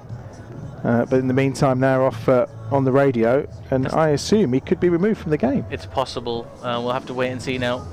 Let's have another look at it. Oh, he did ping him very hard. He did apologise immediately. I think it was more of an instinctive thing from Carlos Brathwaite. Obviously, he meant nothing malicious. Well, because he's got his back to the ball, the batsman at the time, or the batter at the time. As he spun round, he's continued to release the ball on the basis that Madsen had put a foot down the wicket. Yeah, now Jake Lintott's gone over to Carlos Brathwaite just to give him a little pat on the chest and say, don't worry, relax, calm down. Ollie Stone's alongside him as well. They're having a chat right now. Yeah, I've just noticed, by the way, sorry, alongside this subplot, I've just seen Madsen and Sean Masood for like the 5th time, I think, this over, just punch gloves. No conversation, just walked over and punched gloves. I don't know if there's an endorsement happening here. I get the feeling Sean Masood in particular is very keen to get on with it. He's got his team in a very strong position. They look like they're about to close out the game. Brathwaite's at the top of his run. He's very keen to continue and complete this over. And he looks very, very unimpressed with proceedings at the moment. Alex Swan is the match referee today, of course. And again, they've been on their radios. They're now making a note, I think, of the incident. I think it's likely that we won't see him removed from the game, would be my reading of the situation. But obviously he may face some disciplinary afterwards. Yes. Steve O'Shaughnessy just going again to talk to Carlos Brathwaite. Ollie Stone there as well. Yeah, he just walked over, he said something, then he's walked back over to the other umpire. Certainly Ben Debenham is making some notes. In fact, they're both making notes. Probably just to mark up when the incident occurred. Yeah, obviously there's footage available of it as well, so... They could, I suspect it may result in a reprimand of some kind, but I think anything more than that would feel a bit harsh. There's boos coming as well from the Edgbaston crowd. I think they're just keen to things to kind of crack on a little bit, especially with the result looking like it may well be a foregone conclusion at the the moment. Carlos Brathwaite is not the type to be malicious in any way, shape or form. From what I've seen of him and have talked to him, he's a bit of a gentle giant, really. He really is. He's so well liked by his team, by broadcasters. We had the pleasure of his company many times last year. And he comes now to Sean Masood, who pulls the next ball down to fine leg, and they go through for a single. Well, the other thing obviously to notice is the scoreboard has jumped by 5 runs. So that must be why he's been penalised for 5 runs. 5 penalty runs have been added to the Derbyshire Falcons total. 118 for 1 is now the score. And I think that's the decision that's been made. It's not been scored on our sort of internal scoring system, but we'll keep you up to date on how that works. As the next ball's been flicked away by Madsen towards mid-wicket. They take the first one quickly, but a terrific diving stop in the deep prevents anything more. Yeah, it's 5 penalty runs, Artif, have been added to the extras total because there's only been 2 wides, 2 no balls and a leg by. So it's 5 penalty runs once they consulted with the match referee. It means there's 14 off that over, and it brings the run rate down to below a runnable. Well, 13 overs gone, 119 for 1 on the board for Derbyshire Falcons.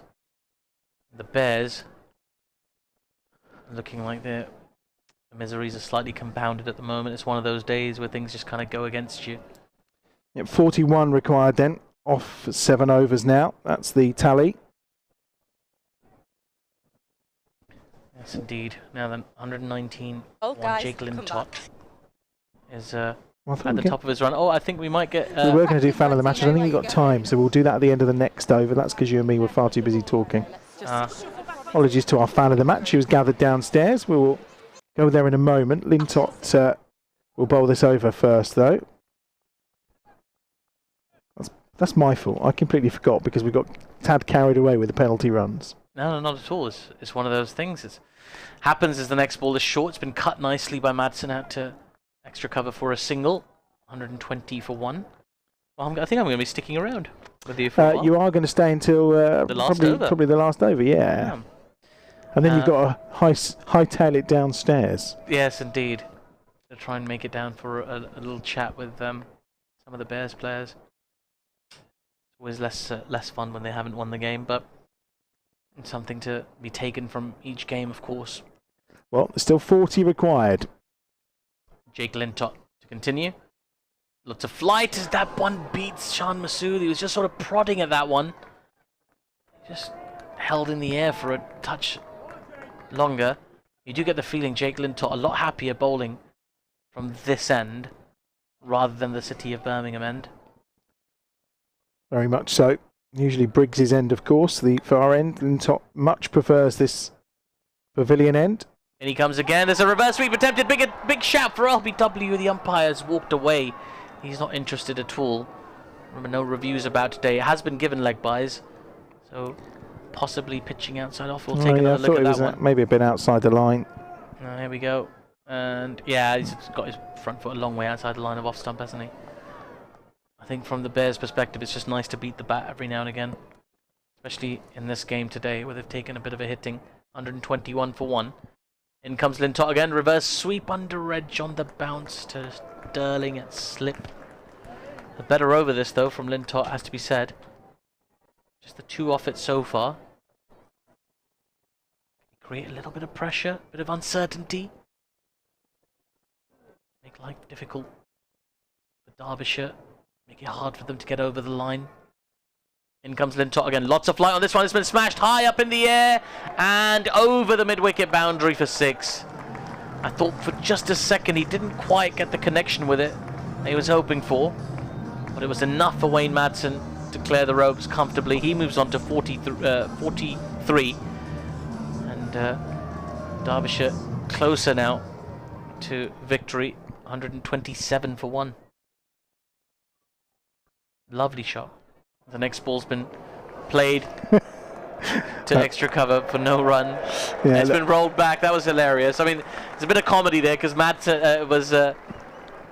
it was Madsen who just hit the ball to Carlos Brathwaite in the covers, and Brathwaite just rolled the ball back to him rather than having a go at the stumps. He certainly did. Let's get downstairs then to the fan of the match now with Elizabeth.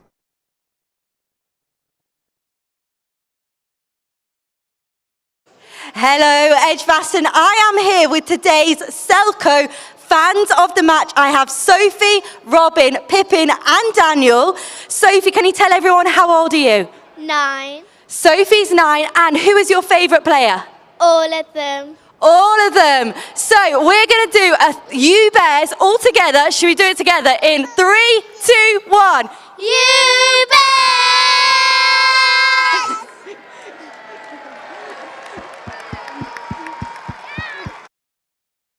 The smallest child. A nice one there, wouldn't it? Oh well. Fantastic. She's having fun down there, Elizabeth. And then Brooks back into the attack from the City of Birmingham end. It's been driven nicely. Can't beat the fielder at point though. And that's another dot ball. Oh, we had one good over previously from Jake Lintott. Just took a little bit of the pace out of this innings. Now, you'd imagine it still should be pretty straightforward with 32 needed off 37 balls, but it was a great over till that 6, 8 off it in total. So again, well above the required run rate, which was around 5.9 at the start of the over. Brooks runs into Sean Masood. He bowls, it's full, it's driven on the bounce to extra cover. Half a crowd catch there. Some people getting excited. But it's just another dot ball. They're going to need a lot more of these, but you feel like more than that, they're going to need a wicket. As we know, Sean Masood, although he's going at just under a run of ball at the moment, he is capable of opening his shoulders, and it's one of those players that is sort of unlucky at the moment, really, just because of the depth in talent that Pakistan have in their white ball teams. Brooks into Masood again. This is short. It's been pulled nicely by Masood out to deep backward square leg, and that'll be another single. They can do it in singles, the Falcons. They come down here to Edgbaston and register a win. They'll be very, very pleased with themselves. That'll be a 4th in a row for them, looking good for the qualification to the next round. I mean, the Bears, it wouldn't be catastrophic, of course. There's still plenty of games to play and plenty of chance to get themselves to that finals day. Yeah, Wednesday night, Northamptonshire are the next opponents down at the county ground. before Worcestershire on Friday. Brooks in again. This is full. It's been flicked away in between the gap. A fine leg and square leg, and that is 4 more to the score. 128 now for 1, and runs are coming freely and openly for the Derbyshire Falcons. Madsen now on 47 of 27 deliveries within a blow of a half century. It has been, other than a contentious moment, it's been a terrific knock. Masood's not even going at a runner ball. Yeah.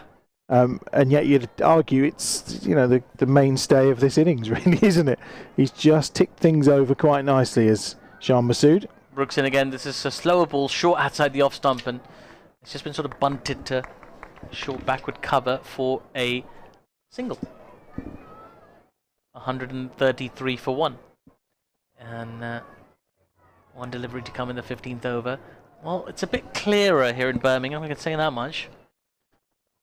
Scoreboard makes for gloomy reading if you're a Bears fan. Very pleasant reading if you're a Derbyshire fan, of course. Yeah, it's 2 disappointing home performances in a row after the defeat at the hands of Yorkshire, of course, by 10 wickets. And here, I mean, this is going to be a fairly substantial loss unless they can start taking some wickets. Brooks in again. This is short outside off. It's been guided to backward point, and if that had been stopped cleanly, Shan Masood was halfway down the track. He was going to be in serious trouble there. In the end, he gets away with a single. The score is 134 for 1.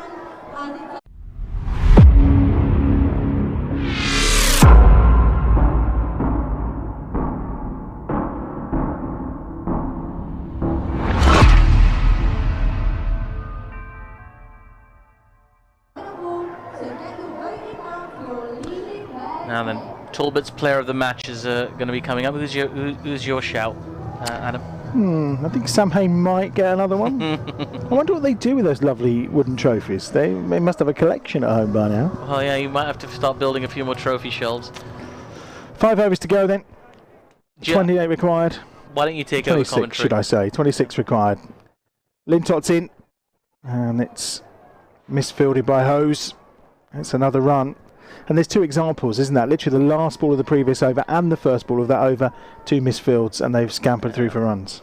And there's a bit of a shoulder-dropping situation here for the Bears. I mean, it feels like the writing's on the wall a little bit in this game, so you can sense a little bit of demoralization happening. That's not a real word, but... Well, it sounds good. It does sound good, doesn't it? Polysyllabic madness.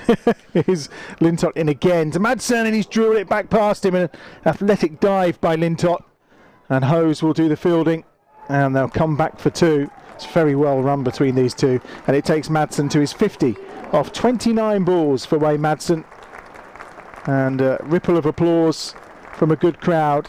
They may be partisan Bears, but they still appreciate a good innings. They do indeed. Lots of appreciation for those shots. There will be fans who've not enjoyed themselves. There would have been a few Derbyshire fans, I imagine, who've made the trip. He has been superb. 137 for 1. Lintott in again to Madsen on the full this time, and he beats Bethel, who's inside the circle. And it goes for 4 more. He moves on to 54, and Derbyshire on to 141 for 1. They need 19 more, and they've got many balls to do it in. They do indeed. The acceleration is happening now, isn't it? Lintott once more, short outside the off stump, cut away by Madsen. This time just for a single. Brings Masood onto strike. He's on 38. Madsen moves on to 55. 142 for 1. 26 deliveries remaining. Just 18 required. And it's a case of when rather than if now. Masood sweeps. Just for a single. He's ticking over, isn't he? Look, 39 off 41 now. 144. Sorry, 143 for 1. And 1 ball remaining in the over from Lintott. And it's going to be to Madsen, who's on strike. Short, and he beats him outside the off stump. And a kick of the dust from Lintott. He hates going wicketless, and he's gone for 37 from his 4 overs. 143 for 1 then. And we've got 4 overs remaining. Yes, indeed. Well, Adam Pearce downstairs with a bit of Squeak Caroline trying to gee up a crowd that I think is going to be suffering a second straight defeat at home at the Blast. Of course, there's more Blast action to come here. Friday is the next home game for the Bears, and that's going to be great. If you want to experience that Friday night atmosphere here at Edgbaston, buy your tickets online. And, there won't be a stream on for that game. That's going to be on the TV cameras, so you can watch it on TV or get yourself here. I've heard that they've sold over 14,000 tickets so far. Yep, so there's still time to get your early bird, get your tickets in advance to beat the queues, because it will be busy on the night. Yeah. Always is against the Rapids. It's always a good game, and the good news is, I know, I was wondering if Moeen might be back for that from the trip to Amsterdam. He probably will be. Yeah, by then, yeah, he certainly will be. He's always a thorn in the side of the Bears, particularly here. And it's not going to say getting squeaky, but this will be 6 wins and 4 defeats with 4 games left to play, 3 of which are away from home. I need those couple of wins just to make sure. Stone's in. Masood just drops it down and they sprint through for a quick single, and they finally hit the stumps. Henry Brooks has finally hit the stumps on this occasion, though Madsen was well in. Yeah, there's a big cheer from the crowd as well. They've been waiting for that for a while. And yeah, it wasn't a wicket. We can confirm that it wasn't a wicket, but it may have looked like one. 143 for 1 the score remains, and 16 to win now. They could probably do it next couple of overs, you imagine. But yeah, I mean, I think Friday night will be a big game. Moeen Ali will be joining us on a Test match special as well for some of the Test match, some of the days, I've been told. Oh, okay, well maybe he won't be playing on Friday. This could be a bonus. It's Stone in with a short ball that is ducked under by Madsen, and the 2 umpires look at each other as if to say, well, that was too short. Was it okay? It was okay. It was okay. I think Madsen ducked very low on that occasion, having already been caught on the bonce by Ollie Stone once in this game. Yeah, it was from the other end, wasn't it? The one that just sort of took off from a length. Now he's from the city of Birmingham, and I do notice that a lot about these bowlers. They don't get to pick an end. They have to be able to bowl from both ends. It's unusual. In this format of the game, I guess it's crucial to be flexible. And short on the leg side, pulled away and caught by Paul Sterling. And finally Madsen's gone, and Ollie Stone gets some reward. Terrific catch by Sterling, and Madsen's out for 55, and the Falcons are 144 for 2. Yeah, it's a terrific catch by Paul Sterling. He had to move so quickly. It wasn't too far away from him, but there wasn't a lot of time to react as that ball was coming down the slope. And he's done really well to hold on to that. It wasn't the best delivery in the world from Ollie Stone, but they'll be glad to see the back of Wayne Madsen, who's all but put his team over the line here with that remarkable innings. Fans of Derbyshire will be really pleased to see Lewis Duploy, who's been superb for them in this edition of the Blast. And he's making his way out for what will probably be the last right. So it feels like that wicket was a little bit too late, too little too late, with 15 runs needed. And what is it, another 19 deliveries? Yeah, Ollie Stone looks an angry man. 21 deliveries to go, I think. Yeah, big. Ollie looks an angry man, and I think he'll like that as reward. But if he could just nibble another, you never know. Unlikely, but you never know. 16 required. And Ollie Stone now has 1 for 23. And it does bring Deploy, who smacked that 19 off just 4 balls. Well, there was a no ball as well, and it's 19 off 4 balls. Derbyshire scored last night to get victory over Yorkshire, which gave them that 3rd win in a row. They'll move level on points with the Bears if they complete the victory here. Stone to Deploy. At the body, at pace, just defended. Yeah, he's got his tail up again as Ollie Stone. And after that wicket, he's bowled with great pace today as well. He's not always found the reward for some excellent bowling in this competition, but it's good for the Bears to see him finding a bit of form, a bit of fire as well. Just put a few extra yards on his run up as well, just outside the circle, I notice. Took a couple of wickets on Friday night. He's got 1 tonight, and Deploy has popped that just short of the Hollies for 6 runs. Well, that's a massive, massive hit from Deploy. The big boundary, and it was almost effortless. Yeah, it's a huge, as you say, boundary out there. The rope is a long way in from the grass, where the grass begins, and he would have cleared almost the full length of the grass on towards the Hollies, as you say. A huge hit from Deploy, and this is the kind of batter that he is. This is what's made him a huge favourite at Derbyshire. It's big hitting, particularly towards the end of the innings. just gets Derbyshire through to over the line more often than not. Two left-handers in again. Deploy on strike to Stone. Drives it. Brathwaite with the fielding, and he fields very well. And that's the end of the over. So 10 required for victory then. We've got 18 balls remaining. At this point, I'm wondering if you need to run downstairs with just 10 required. Well, I've been told I can just stay in your company right the way through to the end. Oh, you're staying till the end? Right Okay, to the end, yeah. Excellent. We'll have a little chat about the game, which I imagine isn't going to last too much longer, but very excited about the next game here on Friday. It'll be good fun. I don't think I'll be around, but I'll certainly be watching. Well, you'll be a bit busy, won't you? Yeah, that's right. Listen. This man will be hosting the highlights for the BBC at the Test match at Headingley, starting on Thursday. Nervous, or you're okay? No, I'm very excited. I'm looking forward to it. It's a privilege and a pleasure to be able to do that. So I'm first and foremost a cricket fan. So it's just nice to. It's always nice to just go into a stadium, and when you get to tell people what happened, it's always the best.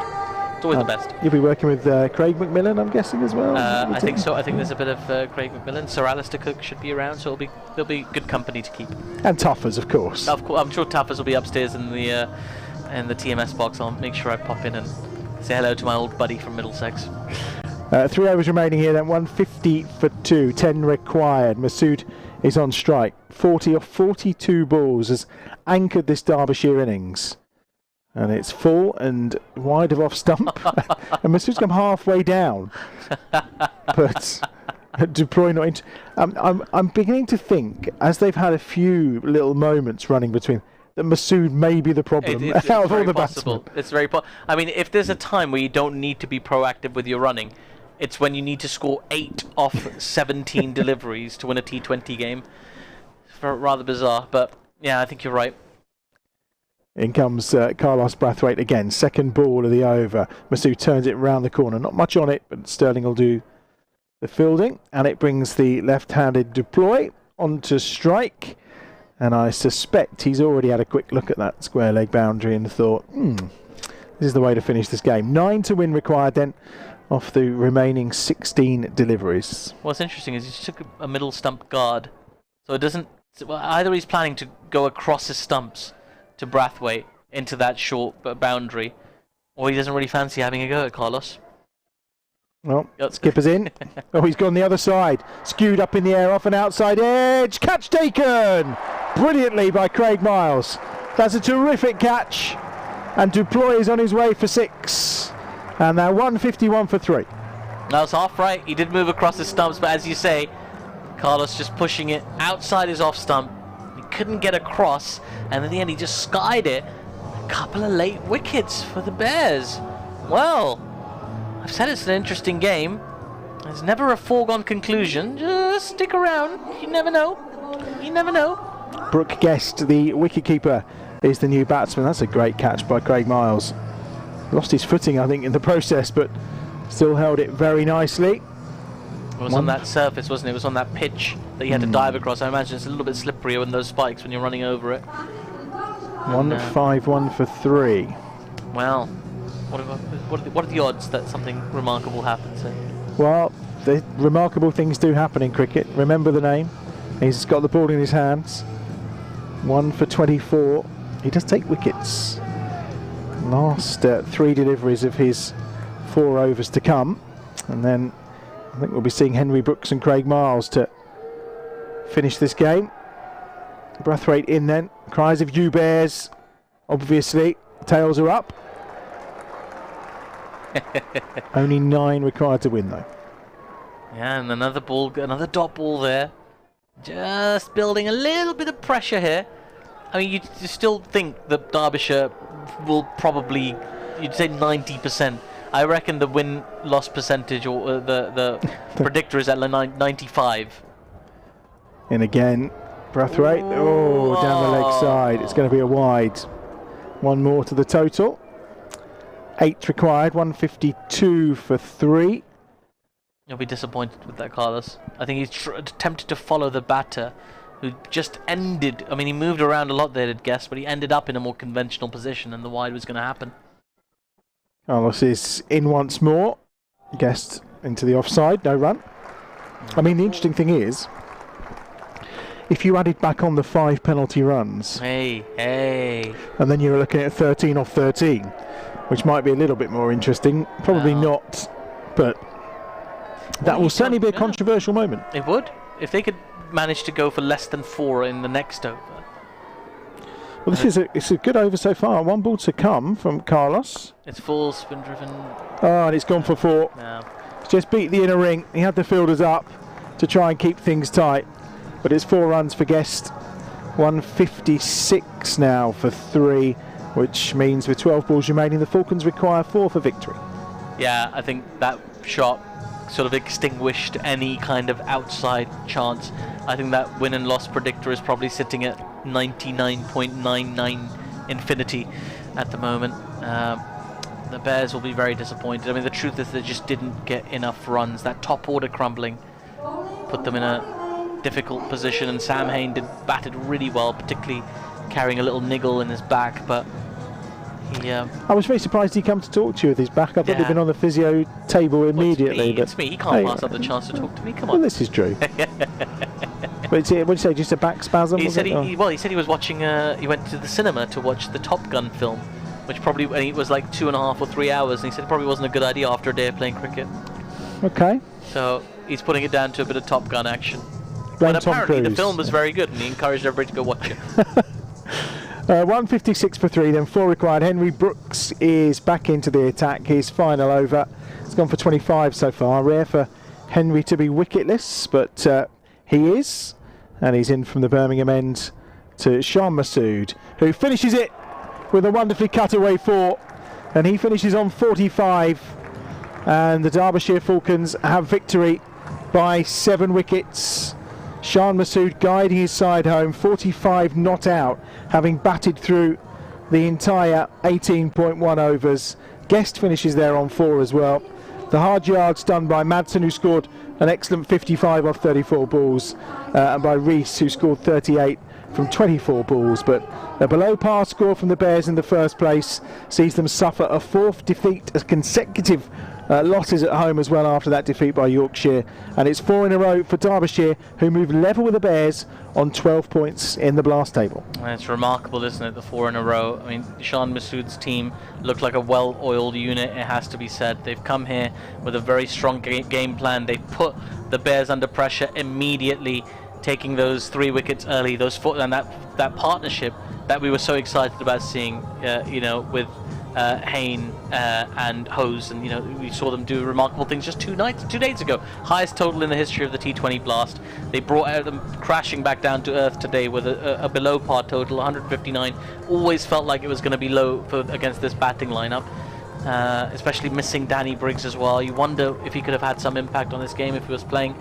Also, I should say it's very good to see that there's a good camaraderie between these 2 teams. I mean, there's that little moment between Carlos and Wayne Madsen, but it seems that's all been overcome. Everybody's all handshakes and smiles, and everything looks okay. It will be the talking point from the game, won't it? Yeah. Because Carlos will defend himself in the sense that he felt Madsen had taken a step down the wicket. As he pirouetted, he released the ball. It did strike Madsen. There's no argument about that in any way, shape or form. But he got punished 5 runs for it. He did. Once the referee, a match referee, got involved with the 2 umpires. So, it's a controversial moment. It didn't probably have a bearing on the result. However, it's those kind of moments that end up being the talking points, don't they? It is indeed, and I just think it. They'll talk about it. It probably, because it didn't have a huge impact on the game, it might be underplayed a little bit. But it's just something to keep an eye on, making sure that the spirit of the game is still, very much intact. But you understand Carlos's perspective. To an extent, you understand why Wayne Madsen was aggrieved. So both players probably have a little bit of a fair grievance. But on to more positive things. I can tell you that the Talbots player of the match is Sam Hain. Unsurprising, as you say, he's collecting those wooden boxes for fun at the moment. It wasn't in a winning cause, but fantastic to see him continuing that good run. Not out again today as well. I mean, the average is climbing. Yeah, I mean, it's a terrific performance, considering that that prior to him reaching 50, that back was just starting to play him up. He was starved of the strike at times as well. When you consider that he came to the crease in about, the midway through the second or third over, and he only ended up, in terms of the runs that he scored, obviously he scored 73 off 40 deliveries. So he came in when there was, probably still 100 odd balls to go in the game. Didn't even face half of them, despite carrying his bat through the innings. So I think, maybe not enough strike was given to Sam during that period. With Chris Benjamin and with Carlos Brathwaite and with Jake Lintott, and maybe they could have eked another 10-15 runs. Again, would it have made much of a difference in the grand scheme of things? Possibly not, because Shan Masood was looking so comfortable. But it's another brilliant performance from Sam. He's in terrific form. He's got to be talked about by Mott, the New England ODI coach. You would think. You would think he's got to be. And once they maybe find a selector, and they say they can have one for white ball and red ball, you would think that someone who knows the county game well and sees him week in, week out may well be kind of nudging Rob Key and the team to say, here's someone who's really worth having a look at, because you've got to pick players when they're in form, and at the moment he is in terrific form. You'd certainly think so. I mean, as we say though, him not playing for England right now works for the Bears just fine, particularly as we head towards the next stage. Still looking in good shape to qualify. 2 more wins probably to feel comfortable. 2 more wins to feel comfortable, and 3 to feel good about getting a home quarter-final in addition to the finals day, which is of course happening here in 4 weeks time now, on the 16th of July. Well, I think that will wrap us up here for today, but a reminder that there's no stream on Friday. The game is going to be on Sky, but you can experience the fun of Edgbaston. It's a fantastic atmosphere on Friday nights. It's been great fun to be here on Friday night, so I encourage you all to get your tickets and come along and enjoy some of the Bears action live. And since this is the last stream I'm going to be a part of, I again just wanted to say thank you so much to everybody here at Warwickshire County Cricket Club, and also to Kirsty, Chris, yourself, Adam, all the amazing people that I've had a chance to meet and work with. It's been an absolute pleasure. It has been a pleasure. And Worcester on Friday night, I mean, you've experienced Friday night atmospheres, but you've not experienced Worcester yet. It is something else. There are beer snakes, all sorts going on in the Hollies. I'll likely be sitting in my hotel in Headingley in Yorkshire, watching and cheering the Bears along. Come on, you Bears.